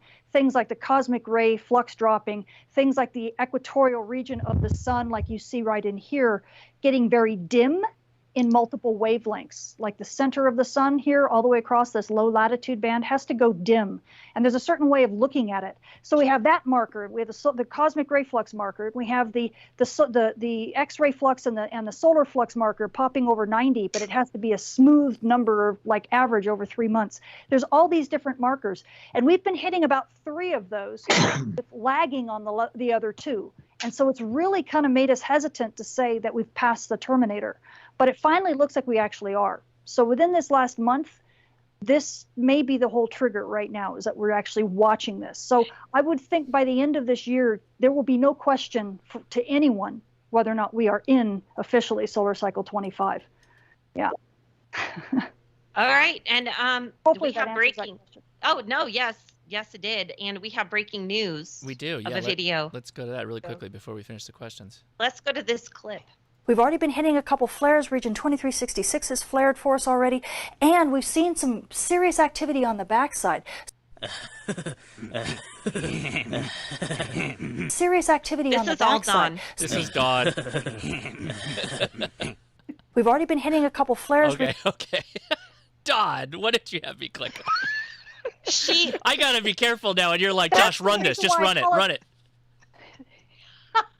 This is why I don't call it the backside anymore. I call it the far side on purpose because of Dawn. No, actually, no. Well, that was it. He cashed that check. Here's a little bit of trivia. Here's a little trivia. This is a true story. I actually got chastised by someone in the UK saying, you're cussing. I really like your show, but you can't cuss anymore. You're really upsetting me. And you keep cussing. And it took me the longest time to figure out, how am I cussing? And I finally got them to admit. They said, well, you're saying backside. And I'm like, yeah. And they said, that means derriere, So from that point on, I said, okay, fine. I won't call it the sun's backside anymore. I will call it, the far side of the sun, which is probably rear side. Talking about things like. I get rear or get you in trouble too these days, Gordo. You got to be can't even use that. Yeah. That's right. And especially when you talk about things like, explosions coming out of the backside of the sun. Igniting. Right. Machine gun. Right. Oh, yeah, man. flares and, okay. No, let's not do that. So That'd be far side it is. So Dr. John got that joke in before I changed. And so that's anybody who knows where that clip is definitely got a keeper. Yeah, it's on my YouTube channel. I made that. That would be an A-class flare, wouldn't it? Oh my gosh. A big A-class flare. Came from the A-hole, right? The A-hole. Yeah, exactly. Yeah. Now she's got it. There it is. See? Oh, now we're in one of us. Oh, no. Smart. Did Did we get all the questions in the chat, Amanda? Got it. Can we move on from this, please? I can't even. First of all, Dr. T, thank you. She's been doing so many courses. I do have serious stuff here, just straight up. Sure. She's been posting about some mini courses that you've been offering, Dr. T. So do you want to talk about that a little bit? Kind of put them on there on YouTube and stuff, and we can catch them occasionally. Oh, the mini courses, yes. So I have a whole set of mini courses now that are all about space weather, and they're kind of separated into space weather phenomena, which are like what we call the space weather basics. And that will actually go through each of the phenomena that the sun spits out. And it's done in the same way I do my forecast, in the sense that it's just jargonless. I don't teach it like I would teach an academic course. So anybody with basically no expertise in space weather can watch these and learn something. And people have really resonated to a great degree with them. And the courses build on each other. So first you get through, and I actually even have it listed in the courses, like the M series or the C series or the F series. They actually talk about, like, if there are prerequisites. So if you had to watch any of the other courses that I teach, you'll know which ones to watch so that you're prepared for this, for the next set. But I'm now going from space weather basics, which was all the solar phenomena, into the Earth's magnetic system, and really talking about what we call the second chef, which is really talking about how all those solar phenomena are like eggs that the sun throws at you. And really, when those phenomena hit Earth, they don't just come as eggs. There's a second chef that grabs those eggs, cracks them into this near-Earth skillet, and then fries them up so that people on the ground get scrambled eggs on their plate. And they look at it and go, how in the world did a pristine egg turn into this mess? So I'm explaining what the second chef does now, right? Which is so non-intuitive. And I've gotten a lot of really positive response because, a lot of people, you can find a lot of stuff on solar phenomena, but you don't really find a lot of stuff in plain language on what the near-Earth environment does. And so this also covers part of the ionosphere, right? This covers the upper atmosphere, and it's very important for amateur radio and understanding how solar phenomena end up being scrambled and then affecting the ionosphere and down to the ground. So it's actually a really good series for amateur radio operators, for those of you who want to get a deeper understanding, but obviously don't want to have to go to school and get a PhD. You really can conceptually understand this stuff without it, without destroying your mind or having to get a mathematics degree in order to really appreciate it. And it does make people feel like they understand space weather better. So you just come over to my channel and look at the mini courses. They're all right there. On your YouTube, and I do them YouTube channel, right? On my YouTube channel. Okay. Yep. On my YouTube channel. Nice. I'll make sure I get that in the description. But you can get it off of your website too. So again, spaceweatherwoman.com. Yes. Make sure you go there. And there's that little YouTube link. That's what you're looking for right there in the lower left side. That's right. On my scrambled eggs, I just put some salsa on them to make them better. But I'll take it. I'm sure she's got an The analogy Louisiana for hot salsa. sauce. I'm sure there's a sun analogy for salsa or hot sauce we could come There up with. must be. Yeah. Yeah. She's working on it right now. Look, I'm working on it. Let me think about it here, guys. Dawn has messed her up so bad. Yeah, Dawn, the train has come off the track a little bit. It's a gift and a curse. I'm also trying to be culturally sensitive, so I don't want to say something that's going to get me in trouble. Which I do very often, as you can tell. So. Well, let's throw it back to Don then. Let's have him walk his way through Amateur Radio Newsline then. Let's do that. And Dr. T, thank you so much for being here tonight. And we certainly hope that we all get to see each other again very soon at a Ham Fest, and hopefully without these things here. So. Yes, no kidding. Exactly. Thank you, Dr. T. We appreciate you. Okay. Well, thanks. Such a great show tonight. I'm just so impressed with all these wonderful memories. And I went and looked back, by the way. My first episode was April 3rd, 2014. It was like episode 141. And Joe Walsh introduced me. So that was kind of cool. So it has been a while. My next guest, as you can see, Ward Silver, N0AX. He's been licensed since 1972. And basically, if there was an Olympic category for the all-around ham radio amateur, he'd win the gold because he's into everything. He's really heavily into contesting, DXing, emergency communications. He mentors a lot and brings people into his shack during contesting. And he also gives back by being president of the Yasmy Foundation. Oh, yeah, and he writes a little bit, just a little bit, right? Can you name some of the stuff you write for? Tiny little bit. Name some of the publications and books you've written. I mean, it's crazy. Oh, let's see. Do I get to count the funny songs? Oh, the songs at Dayton Hamvention. Oh, my gosh. Even got Val to sing on a couple. So, oh my God. There you go. It's out there on YouTube. Can't deny it. I'm the lead editor for both the handbook, the ARL handbook, and the ARL antenna book, and the license manuals. And I've done lots of columns in QST and this book on grounding and bonding. And recently, as you can see from my dummy shirt, we just turned loose the fourth edition of Ham Radio for Dummies. First one came out in 2004, and here it is, 2021, still going. And I gotta say, I love this book. It's just so much easier to read and find things, and it's just in better plainer English. I don't know how to describe it. It's less technical, so to speak. And it's really a nice book. It would make a great gift for any new hams or people thinking about getting into ham radio. But I was thinking we should probably talk about, tonight we should talk about page 101, which is picking your own call signs.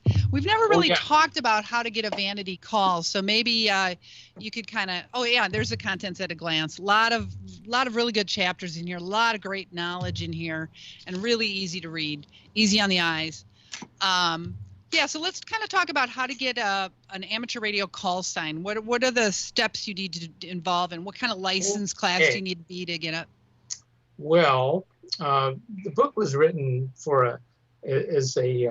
I got my license, or I want to get my license, and now what? So one of the big questions is, am I stuck with this call sign forever and ever? My original call sign was WN0GQP, Golf Quebec Papa, and then WB0. And it's a terrible call on CW, which I dearly love. And so I got lucky and asked for the next call off the license plate stack when they started handing out 1x2s with ends. And I got lucky and got N0AX. But what if you want your own call? Okay, well, there are a number of websites out there that will help you find a good call. And the book talks about how to apply for it. But which ones do you apply for, and which ones are available? So you go to a site, the best one is Dean, AE7Q's vanity call. He's been out there for years and years. It's really a good site. He's got lots of tools for saying, hey, what call signs are available? What call signs are going to be available? And you can look at 1x3s or 2x3s or 1x2s and all these kind of things. There's a lot of interesting calls out there. And caution, you'll spend hours looking at all the different call signs. So, and does it tell you when they're going to be up? If maybe they're coming up for it'll tell you when the call is available the very day. And that's really important. I won't go through all the details. That's in the book. But basically, when you apply and a call sign is becoming available, say a desirable call sign, say I kicked the bucket, and 2 years later, N0AX is available and everybody's lining up for it. Okay, on the day it becomes available, which is basically 2 years after it's been notified of release, or, there's a number of rules about that. And that's so the family can take that call if they want, somebody in the family and things like that. You have some time, and it also keeps people from doing strange misbehaviors like getting a call and then selling it, or some strange thing. Humans are involved, okay? So there have to be rules. And So you pick this call sign, and maybe some other people have picked this call sign too. Maybe there's a line of 100 people that want to be N0AX. Okay, on the day it becomes available, the FCC accepts applications, and they take everything from that day and they put it in a big bucket, figuratively, and then they randomly select one of the applicants for that call. And does it have to be that day, or can it be, is there like a little window? Day. That day. The first day that it becomes available, if there are multiple calls or multiple applications for the call, they will pick one randomly. If you happen to be the only one, well, you're it. Okay, but it's a lottery. It's not who got in first. You don't have to apply at midnight 01 00 to get in. It's everybody during the 24 hours, and then that's how it's done. And what are some of the harder ones to get? I know there's a lot of them out there that end in DX, and those are really good ones to have. You can hear them in the pileup, and people like to get their own initials. Okay, you might want to get something VH, Victor Hotel. Valerie, you could become Victor Hotel as opposed to Valerie Hotzfeld. So you can pick your initials. You can pick a funny name, like somebody had W0NT, won't, or K1DS is a friend of mine. He's kids, all K1TTY, kitty. So you can have a lot of fun with it. And I think Randy was just saying he worked a Whiskey Oscar Mike Alpha November, and a woman, right? Or was it woman? Was that Randy? I think. There's some cool stuff you can do with that. I know Doris, AG1RL, a girl. There you go. Google out in San Francisco. Also, if you're only a general, you have to get what specific call sign letter or digits are you limited to versus having an extra? There are 4 groups of call signs, and 2x3s, 1x3s, 2x1s, and 1x2s. And to get a 1x2, you have to be an extra. To get a 2x1, you have to be an advanced or a general, I think. And to get a 2x3 or a 1x3, everybody can apply for those. And sometimes a 1x3, maybe you have a relative who had a call. You certainly get more letters to play with. You get 4 letters and a number in your Scrabble rack to play with. As I said, this can go on for hours and days and weeks of fooling around trying to get call signs. And some people change on a regular basis. Yeah, have fun. And it's really a good idea to do it sooner in your ham radio career, not really career, but because once you change, it's so hard to remember. Some of my friends have changed like 3 or 4 times. I can't remember the calls now because they just keep changing all the time. So it's never too late. I've had this call since 1975, might be 1977. So I got lucky, got a good one, and voila. Yeah, I found this one. I was trying to get a VH call, and there wasn't anything available, and I found this one. And then I think it was right after I won Ham of the Year, I got a letter from the son of the dad who had the call. And he told me how proud he was and how proud his dad would be that I took his call, and it got me tearful. It was pretty cool. Isn't that great? Yeah, there's some deep history in some of these calls that go way, way, way back, even before they all started with A, K, N, or W. And so you'll hear from the progeny of somebody who had 7 alpha X-ray, or something like that. It's really pretty fun. There's a lot of history. You make your own history. So call signs are our identity. So have fun and pick a call sign that you like. I can give you a tip if you're really into contesting or something. You don't want a call that ends with the same letter that the call starts with, because nobody can figure out where it starts and stops. You know, there's lots of little things associated with call signs. Or a lot of H's and E's and. Oh yeah, and an E on CW. If it's the last letter, it gets dropped and people don't hear it. And, or a K. yeah. Yep. Although I must say, my college alma mater was W0EEE. Dit. I love that call. I mean, it's fast. There you go. Anyway, how much is it to upgrade to a vanity call, real quick? Do you know how much the cost is on that? Oh, let's see. It depends on who you apply with, but there's a set of rules that are going to take place at some point, and there will be a bigger fee. But right now, I think it's $14 or $15. It's not expensive. Okay. Originally, I wanted Ward on to talk about grounding and bonding, which is something we all could use information on for our stations. But we knew this was Ham Nation 500, so we picked a topic that was short and sweet. So hopefully, I can have you back on, Ward. I hope you'll come back on and we can delve into grounding and bonding. Yes. Yes, that's right. I'd be happy. Do we have any Q&A for Ward?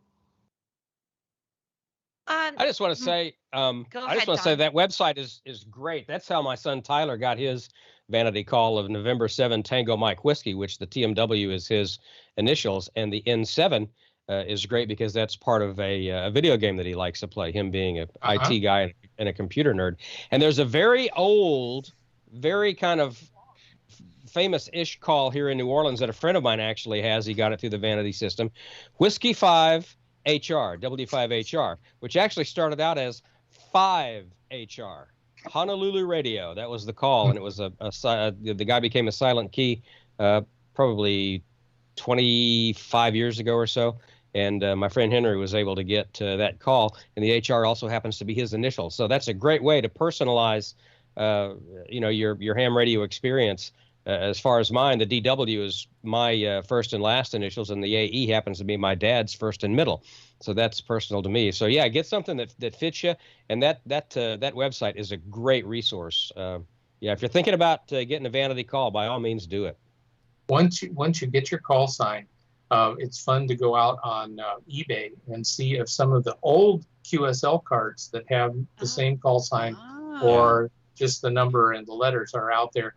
And you can get one from the 20s or, even before that. It's kind of cool. It's who we are.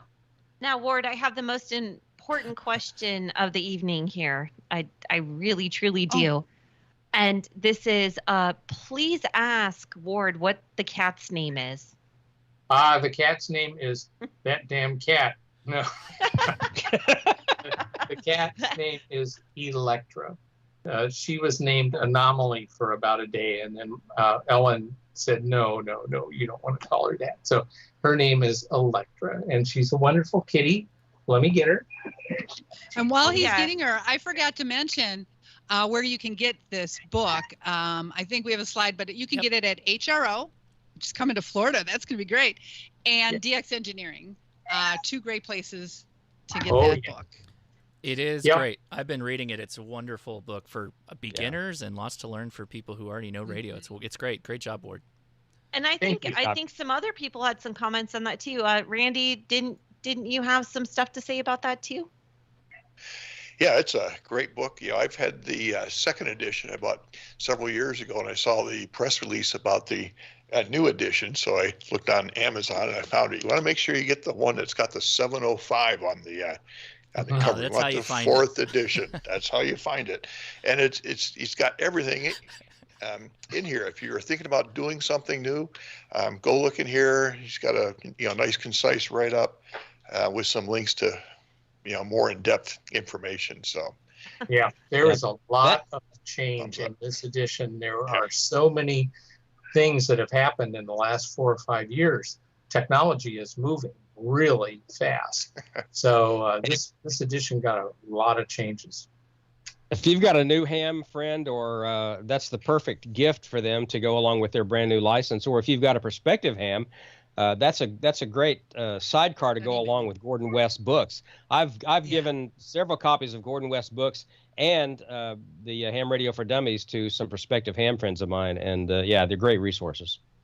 I used the ARRL handbook. I would have rather had this. And then I used Gordo's DVD or CDs, which I just listened nonstop in my car for months and months. And I wouldn't have passed without both, but I would have much rather had this than the ARRL handbook. I think this is much easier.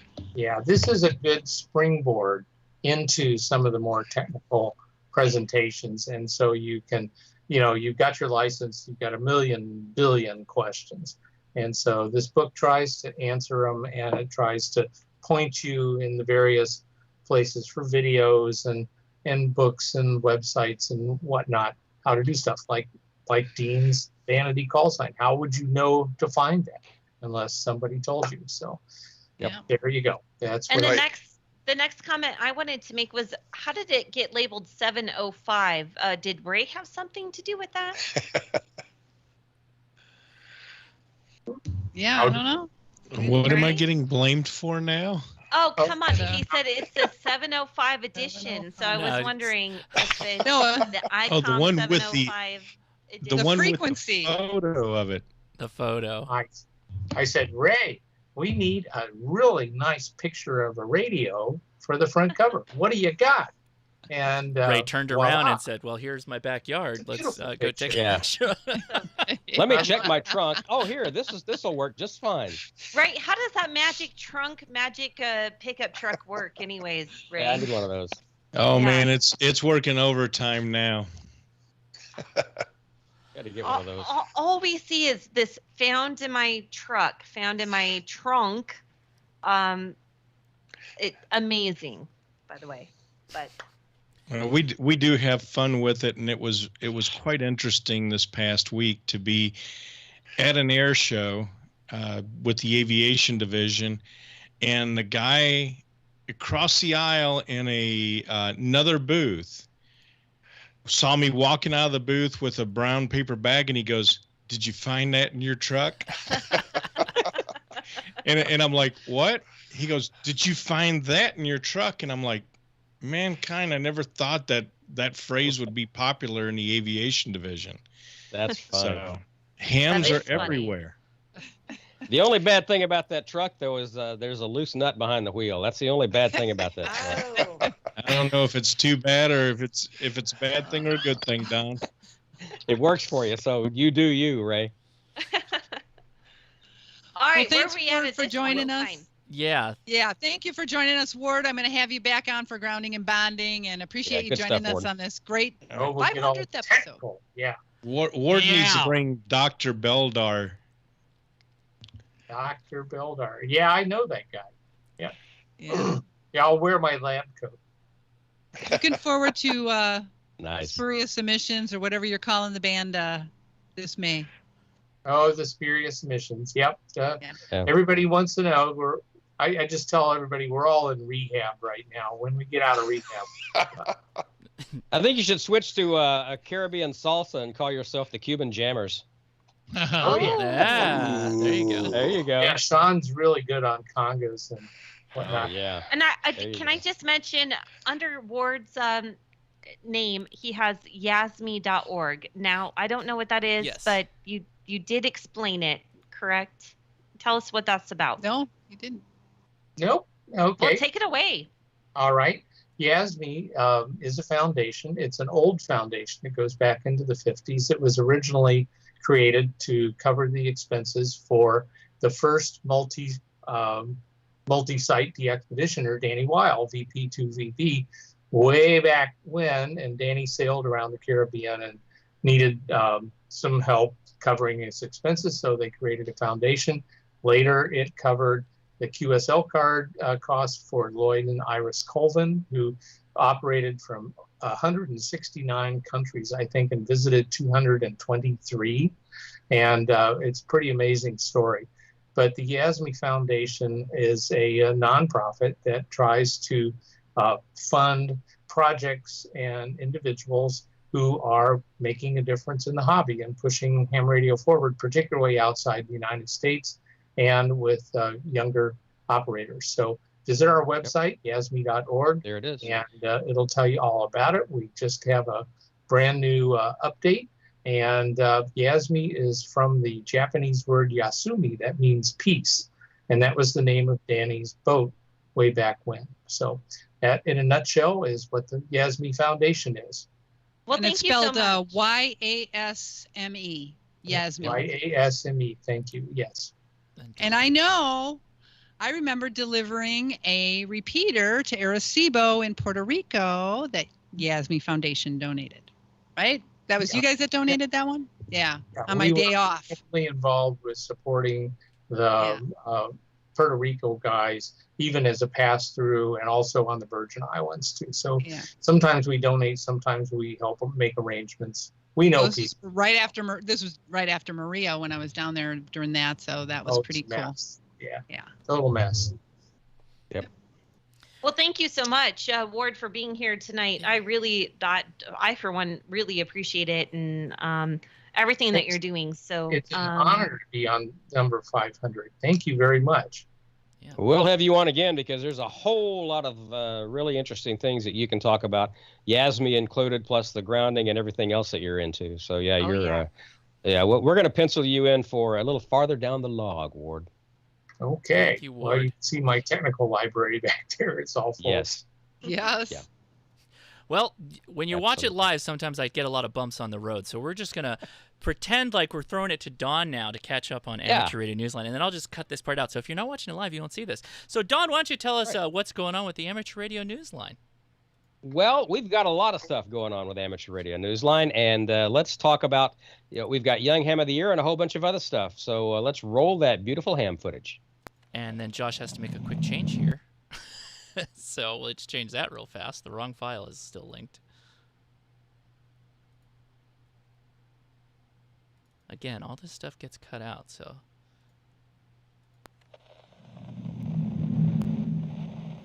From Amateur Radio Newsline Report number 2283, this is Ham Nation Headlines for Wednesday, August 4th, 2021. Shopping for ham radio equipment and other electronics in Switzerland just got a little more complicated. Companies in countries outside the European Union are no longer being permitted to import electronics to customers in Switzerland unless those companies have a business affiliation within Switzerland, according to a posting on the website of the USKA, Switzerland's National Amateur Radio Society. A translation of the USKA posting says that the use of a Swiss-based intermediary for companies in those nations became mandatory as of mid-July. Although Switzerland is not part of the European Union, a trade agreement exists between the EU and the Swiss government. The USKA's head of political lobbying, Willy Vollenweider, HB9AMC, wrote on the website that the organisation considers this action of strategic importance to radio amateurs. Willie noted that the USKA hopes to petition the government during its consultation period on behalf of Swiss radio amateurs. For Amateur Radio Newsline, I'm Ed Durant, DD5LP.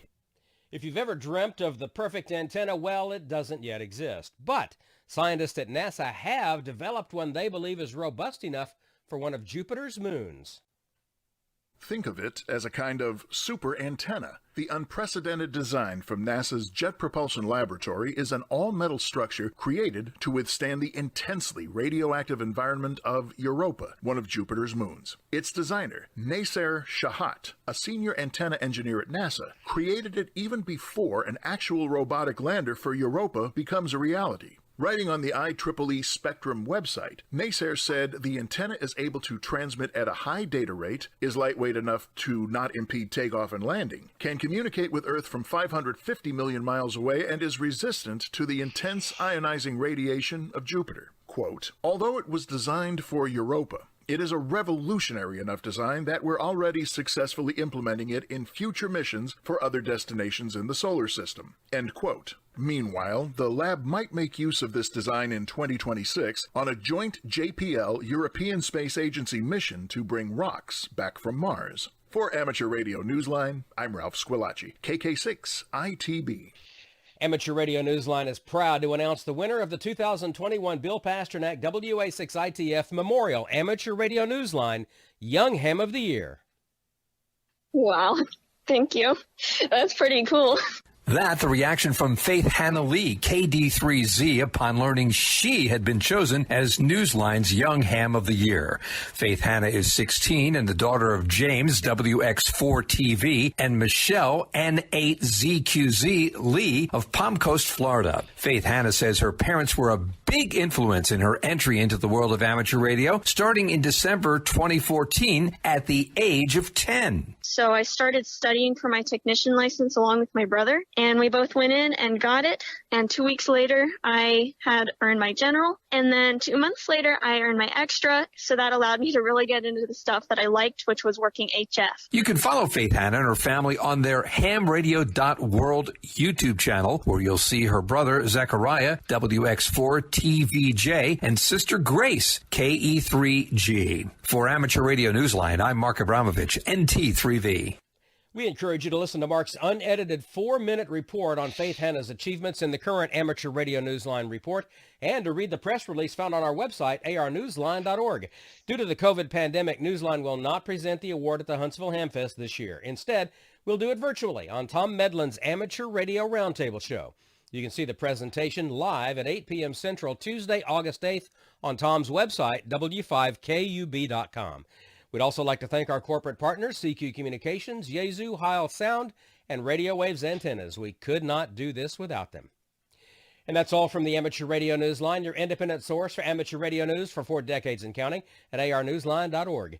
With Ed Durant, DD5LP, Ralph Squillaci, KK6ITB, Mark Abramovich, NT3V, Karen Eve Murray, KD2GUT at the News Desk in New York, and our news team across the globe. I'm Don Wellbanks, AE5DW. 7-3. We'll see you next time here on Ham Nation. There you go. I got to tell you, the Ham Nation crew is the best, man. Ham Nation crew and the Amateur Radio Newsline, too. We have just got an amazing crew over there at Newsline, and it's a crew that largely came in after Bill Pasternak passed away. And he, I'm sure, is looking down and is just incredibly proud. And Dr. T is a member of the Newsline staff as well. She's our science editor, and we need to have you back on that report a little bit more often as well, as soon as we find something science-y to report on. So you got to ping me, yeah. Oh, we'll do that. We'll do that. All right. Speaking of science-y guys, a guy who knows a whole lot of stuff about a whole lot of stuff. Here's Randy, K7AGE. I do. Yeah, you do. I think that antenna is pretty neat. That looks like a phased array. Yeah, I want to hear more about that. Phased array. I was excited to see phased array. Yeah, that's pretty neat. I think also that technology is in the Starlink antennas a little bit too. So I don't have one of those to play with. Anyway, a couple of weeks ago, I was doing some portable operating, and I had the camera going as I heard a couple of weird things going on. So let's roll the videotape and a couple examples of what not to do. See who's calling CQ. I got a free spot here on the band for my transmit frequency. Bing bong, bing bong, bing bong. Who wants to get checked in to the noontime nest? Step right up to the microphone, push the button, and say your call. 87RT, looking for latest.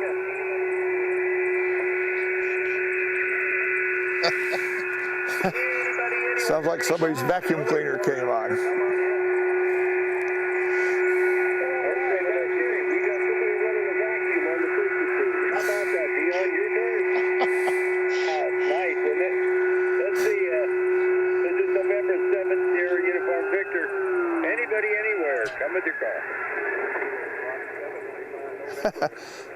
That's why you don't leave your Vox on when you walk away from your radio. So what's happening there is that, I was playing around with some FT8, and you got to make sure that you don't have your Windows sounds going out to your audio that's going over to the radio. So you got to make sure you keep your defaults for what's built into the computer. But after every patch Tuesday, I think these things get all scrambled around. So you really got to check all that each time to make sure your digital sounds are going to the radio and not your computer sounds. I was probably expecting to hear, things like "You Got Mail" coming out. And then, make sure you when you walk away from the radio, you turn your Vox off because you never know what's going to happen. I had a friend years ago that lived in Orville, and he'd get on the radio every night and talk to his friends in Australia.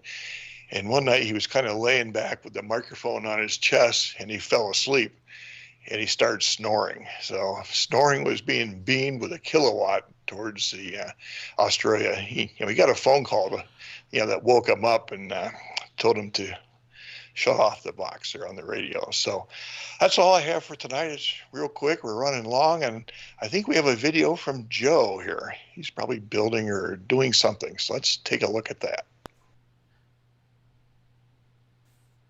Hi, from Joe Eisenberg, K0NEB in Nebraska, the kit building editor for CQ Magazine. I want to congratulate my fellow members of the Ham Nation team for bringing us to the 500th episode of Ham Nation. I remember when Bob Heil told me at Dayton about what was coming before that very first episode, and that sometime in the future I might be a part of it. This show would not be possible without the foresight and hard work of Bob Heil, K9EID, Gordon West, WB6NOA, George Thomas, W5JDX, and my longtime friend Don Wilbanks, AE5DW. As Ham Nation began, I was able to be a part of occasional episodes when George was not available, bringing the latest in kits and techniques that make building a big part of amateur radio. Amanda, K1DDN, Josh, KI6NAZ, and Val, MV9L, are now vital to the continuing team that brings the best there is in amateur radio to you, our most important team members. You are the followers of this webcast. When George bowed out, I took the reins of the building aspect of the program and will continue to feature great kits that you can build and give hints on how you can be more successful. Like many of my radio endeavors, I've burned a few fingers along the way and learned in the process. I hope to continue to be a part of Ham Nation and keep you from burning your fingers in the process. There's lots of kits out there, large and small, to be built and enjoyed by current and future generations of hams. I feel very privileged to be a part of the incredible Ham Nation team and look forward to being a part of the next 500 episodes. To all of those that handle the after show nets, I thank you. To my fellow on-air team members, I thank you. And most of all, to those who follow our episodes and share their love of amateur radio with us, I thank you most of all. 73s from K0NEB. I think we need to thank Joe. Thank you, Joe. That was great. Very nicely said. Yeah. Yeah, it was really, really nice. Thank you, Joe, K0NEB. He's bringing a bunch of kit building. Don't forget to find him in Huntsville Hamfest. You'll have a great time with him. I don't know if does he wear the hat everywhere? Or is that only Dayton? Only at Dayton. Okay, only in Dayton. Okay, you won't find the hat there. All right. Maybe if someone brings him a hat at Huntsville, he'll have a Huntsville hat. He usually has a red baseball cap with K0NEB on it, so he's hard. He's a hard guy to miss. Oh. All right. Yeah, and it's a Nebraska Cornhusker hat. So is there a Who in Whoville hat we can get him? So you can have two different Dr. Seuss going at the different ham fests. Yeah, I like that. I really like that idea. So that brings us to the end of the show. Pretty much. We still have. Almost. Yeah, no, we Pretty much. Still. But wait, there's more. There is Ray. Of course I there want is. Ray. We want Ray. Yeah, we'll have him. Yeah, in a bit. But we got to talk about our little net, right? Or our. We do. Special. We have this whole special event going on, and it's probably happening right now. We have 7193, 14268. By the way, they're running their 1x1 special calls. That's because we have a special event running right now, so that you guys can earn guys and gals, I should say, can earn special certificates. And Josh is going to show the cert. And Nice. Yes, isn't that cute? You did good work on that. I don't know who did that. You did.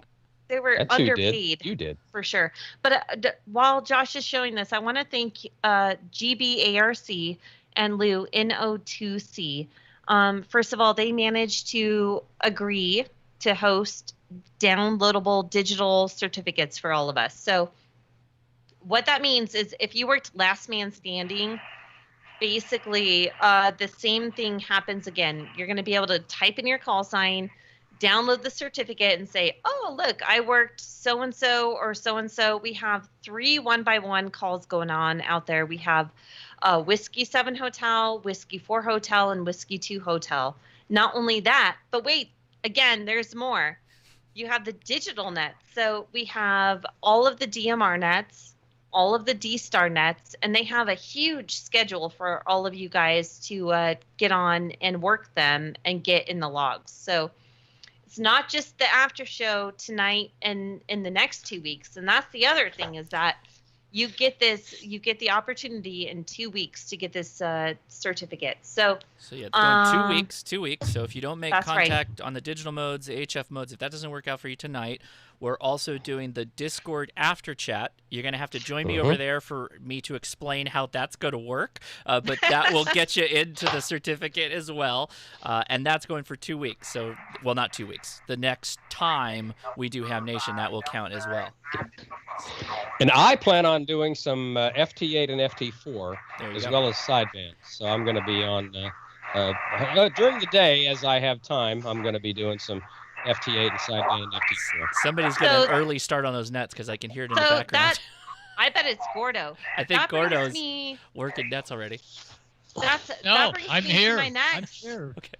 The next statement is, guess what?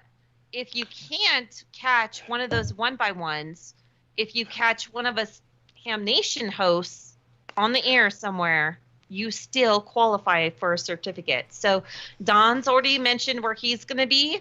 Val, I don't know. Are you going to get on? I will. Next 2 days, a little crazy, but I'm going to try and get on. I mean, my daughter's getting married, so I have a lot going on. I'm going to try and get on when I can. I can't guarantee how much I'll get on. So when I do get on, I'm probably just going to plow right through it as quick as I can to get as many as I can get worked. But I will try and get on Saturday. Looks like my best day. I will probably do some. I'll probably do some D-Star as well. Probably 30 Charlie. Oh, that'll be nice. Randy, what about you? Look for me on FT8 in the evenings, probably on 20. All right. Gordo? 7193 most evenings and 14268 during the day, and I go up if the frequency's in use, up 5 or 10. Very good. I'm really looking forward to getting on the air, and I'm going to have some fun. Josh, what about you? Can you hand out some contacts there? Well, we've got our digital net tomorrow on the HRCC, so I'm going to try to be there for that, and then we can work contacts, and then we'll have our HF net on. No, wait, do I have that right? I have that right. Friday will be our HF net, so all the contacts we'll make there. And then during my live stream on Saturday, in the after chat, I'll likely be on FT8 as well, is usually what I do when I'm doing after chat or some kind of digital mode. We'll pick something out. But yeah, we'll collect all the logs and make it happen. Now let me get this straight. There's no such thing as necessarily a full pull or a clean sweep on this. You make one contact and you're eligible for the certificate, right? That's right. Absolutely correct. But I encourage you guys to go collect give us all. Chaos to everybody that's on the air. Absolutely. Like, come on. You're like Work through that Pokemon. Catch us pile up. all. That's it. That's right. Work through the pile up, get the contacts, and you'll probably get possibly an individual QSL card from all of us. Yeah, absolutely. Other than than that, if you want the hard card, though. Mm-hmm. Yes. If you want a hard card from any of us, be sure to send an SASE. Yes. And I want to say one more thing is that Ham Nation does not have any QSL cards, so it's only a digital format. And again, that is thanks to is it Greater Bay or Great Bay? Great South Bay. Great South Bay Amateur Radio Club. Lou and them have been awesome. Yeah. And if you downloaded your Last Man Standing certificate, you know how easy it was. So expect that in a little bit. So, and Oh, that's cute. I like Valerie's. You're in the log. I like it. Yeah. Get on. Look at that. And I will also, if anyone requests my QSL card in associated with this, I will throw in one of these. You don't even have to ask for it. I'll throw in an amateur cute. radio newsline ARC card as well, with a nice picture of Mr. Pasternak on the back. Oh wow! And his old QSL card. So. And I have a huge stack like this big of Last Man Standing cards that I would be willing to throw in as well. And I've got some Ham Nation 300 cards too. Yeah, I think I have a stack too. It's like turning into a QSL clearinghouse right now. Yeah. Yeah. So yeah, you'll get some. Everything must go. You get a card, and you get a card, and you get a card. That's right. Yeah. Get some bonus stuff from it. Yes, that's it. So We want Ray. We want Yeah, Ray. I think people have been waiting. So here, let me pull Ray into this because I got to explain what we're gonna do here. So let me add him. Explain to me too. I'm lost. I forgot to read the manual. You're giving away Go sit in your 5 truck. radios, Ray. That's what you're doing, right? We didn't tell him about that. Is one of them from the NV9L shack? We just need to open the portable hole that is in your trunk where you can just reach in and pull out radios and make this happen. Out of your truck, yeah. So Yeah, what the we're last doing, radio that I pulled out was a marine radio. Hey, I'll give that a shot. We'll play around with I'll that. buy I'm by both. the ocean. I'm by the ocean. That's right. In the winter, I'm by the ocean. So Ray and ICOM in America were super generous. I think we've been talking about this a little while. They put together a 705, an IC 705, an AH 705, the matching tuner to go along with it, and the LC 192 backpack. We showed it on the last couple episodes of Ham Nation. I talked about it on the live stream. We collected over 2,000 entries for this contest. So what we're going to do, it's really simple. It's a winner take all, one click. I'm going to click this button on random.org, and that number is going to be a person's name, and I'm going to quickly type it into the thing, and then we're going to release it. So here we go. I hope you're not expecting me to be able to read that. Nope, I'm going to read it for you. It is Thank you. 1737, so let me just do my quick little correlation here. Let me do that now. Everybody's waiting for me to type this in. Hold on. Hurry. I know, right? Oh, there we go. Make sure you do it right, I know. You got to be really careful because this is a winner take all. Waiting in anticipation. I know. I should just sit here and pause for a little bit. All right. Drum roll. Almost drum roll. Let me make sure I got it right. Okay, I got it. Let's go ahead and do this. The winner is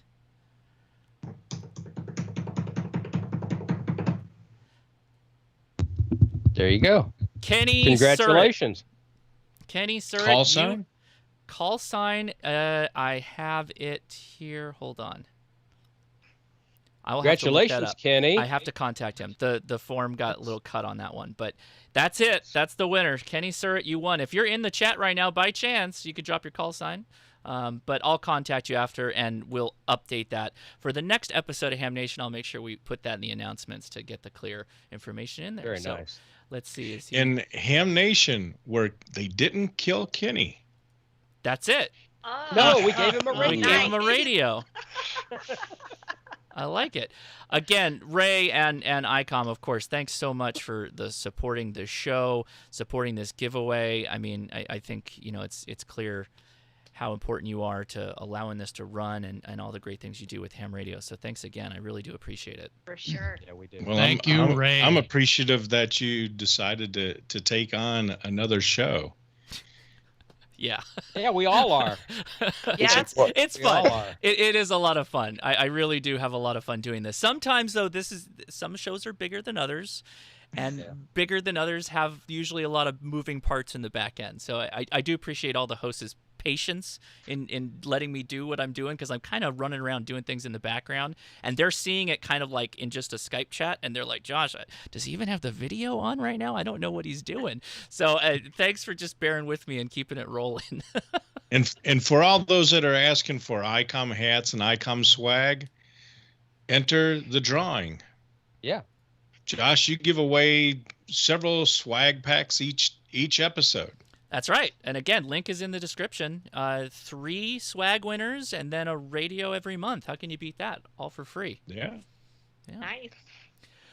All right. So lots of congrats to Kenny, but I don't see him in the chat. So I'll contact him after the fact, and then we'll get the document updated, and we'll let everybody know the details as it goes out the door. But yeah, that's going to be it. 500th episode.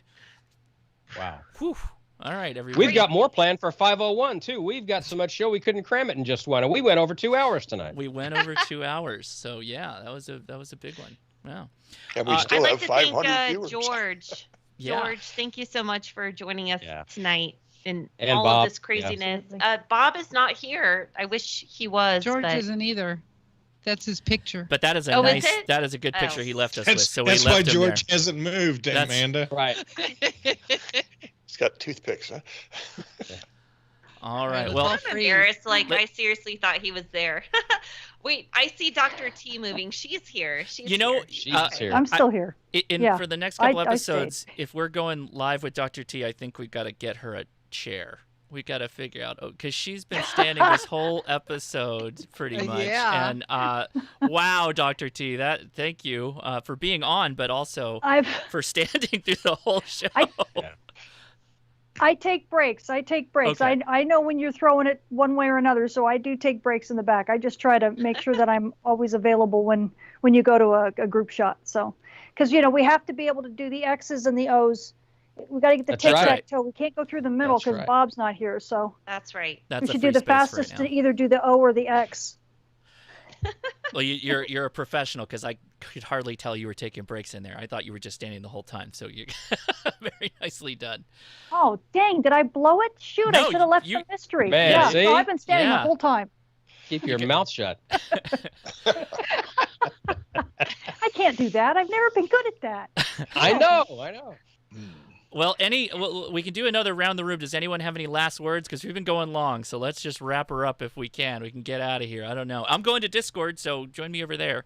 Link's in the description. I'll just say thanks to all of the viewers over the last 10 years, the ones who started out with #1 and are still here, and maybe those who maybe have just found us for the first time tonight.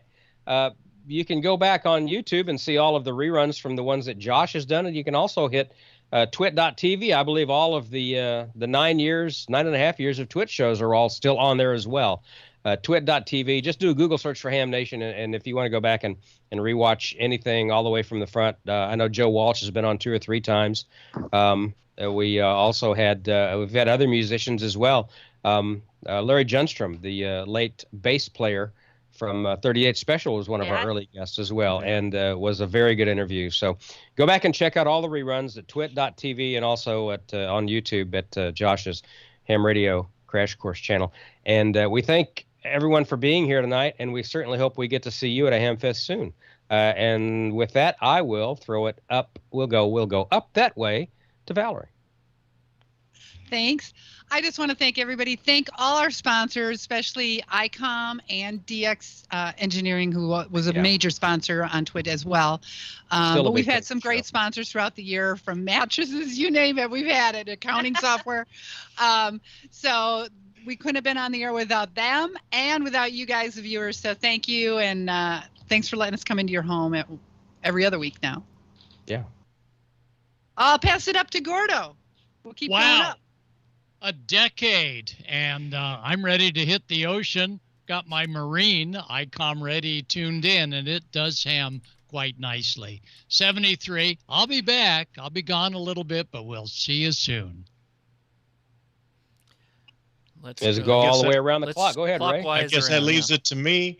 I appreciate all you guys and the hard work and effort that you all put in here to put on a great show. Week after week after week, and thank you for your support. And I'll actually make it 3 in a row with a still photo. Oh, darn. It went to Skype. But that was nicely done, Ray. All right, Randy. Well, just again, thanks for everybody, and Josh for for pulling this together. He's done a great job. We still have, just under 500 viewers tonight, so it's been a long show. Looking forward to PacificCon. I'll be there. I'm even talking in the big room after lunch on Saturday. So been working with Misa coming up with a topic. So I think we've Amanda or Dr. T's next. Go ahead, Dr. T. Dr. T. Yep. Well, thank you. I haven't been a member of this crew for very long, just a few years, but, long enough to definitely feel like it's part of my family. And absolutely thank you to all of you who've been watching and who have embraced space weather as part of, the vernacular of amateur radio. It means the world to me.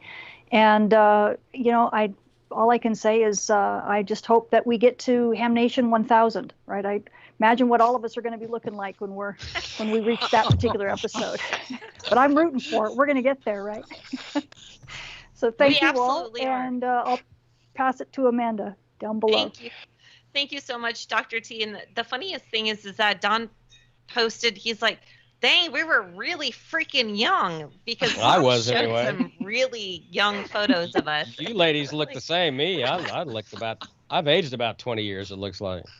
The one thing I want to say is that, yes, we bring on our regulars, but at the same time, we find all of these new stories and all of these new events to bring on the show. That's what really gets us, and that's what gets all of our viewers, is that, oh, I had no idea this kind of thing happened, or they're doing that, or this is where I next want to learn something in amateur radio. So that's what I'm looking forward to, and I love meeting people on the air and hearing about their next antenna build or whatever. Yeah. Barbed wire fence antenna, you guys heard that the other day. Don't tempt me. I have a recording of a contact I made. I have a recording of a contact I made. He had loaded up a barbed wire cow fence. So those are the things. Josh has an interesting with your 1950s lawn chairs. Yeah. That works. That works. So. Yeah. Yep. That's what I'm interested in. So send me your stories and we'll get you on here. So, all right, we've got to wrap it up. Yep. We're at 2.5 hours. So yeah, pretty close. It's my honor and privilege to bring these hosts on the air here. Thank you, Josh. It's absolutely a blast doing it. Thank you so much. Thanks to Icon for the support. George and Bob, I think, are gone, but we love them too. Anyway, I'll play out. Thanks to everybody for watching. And 73.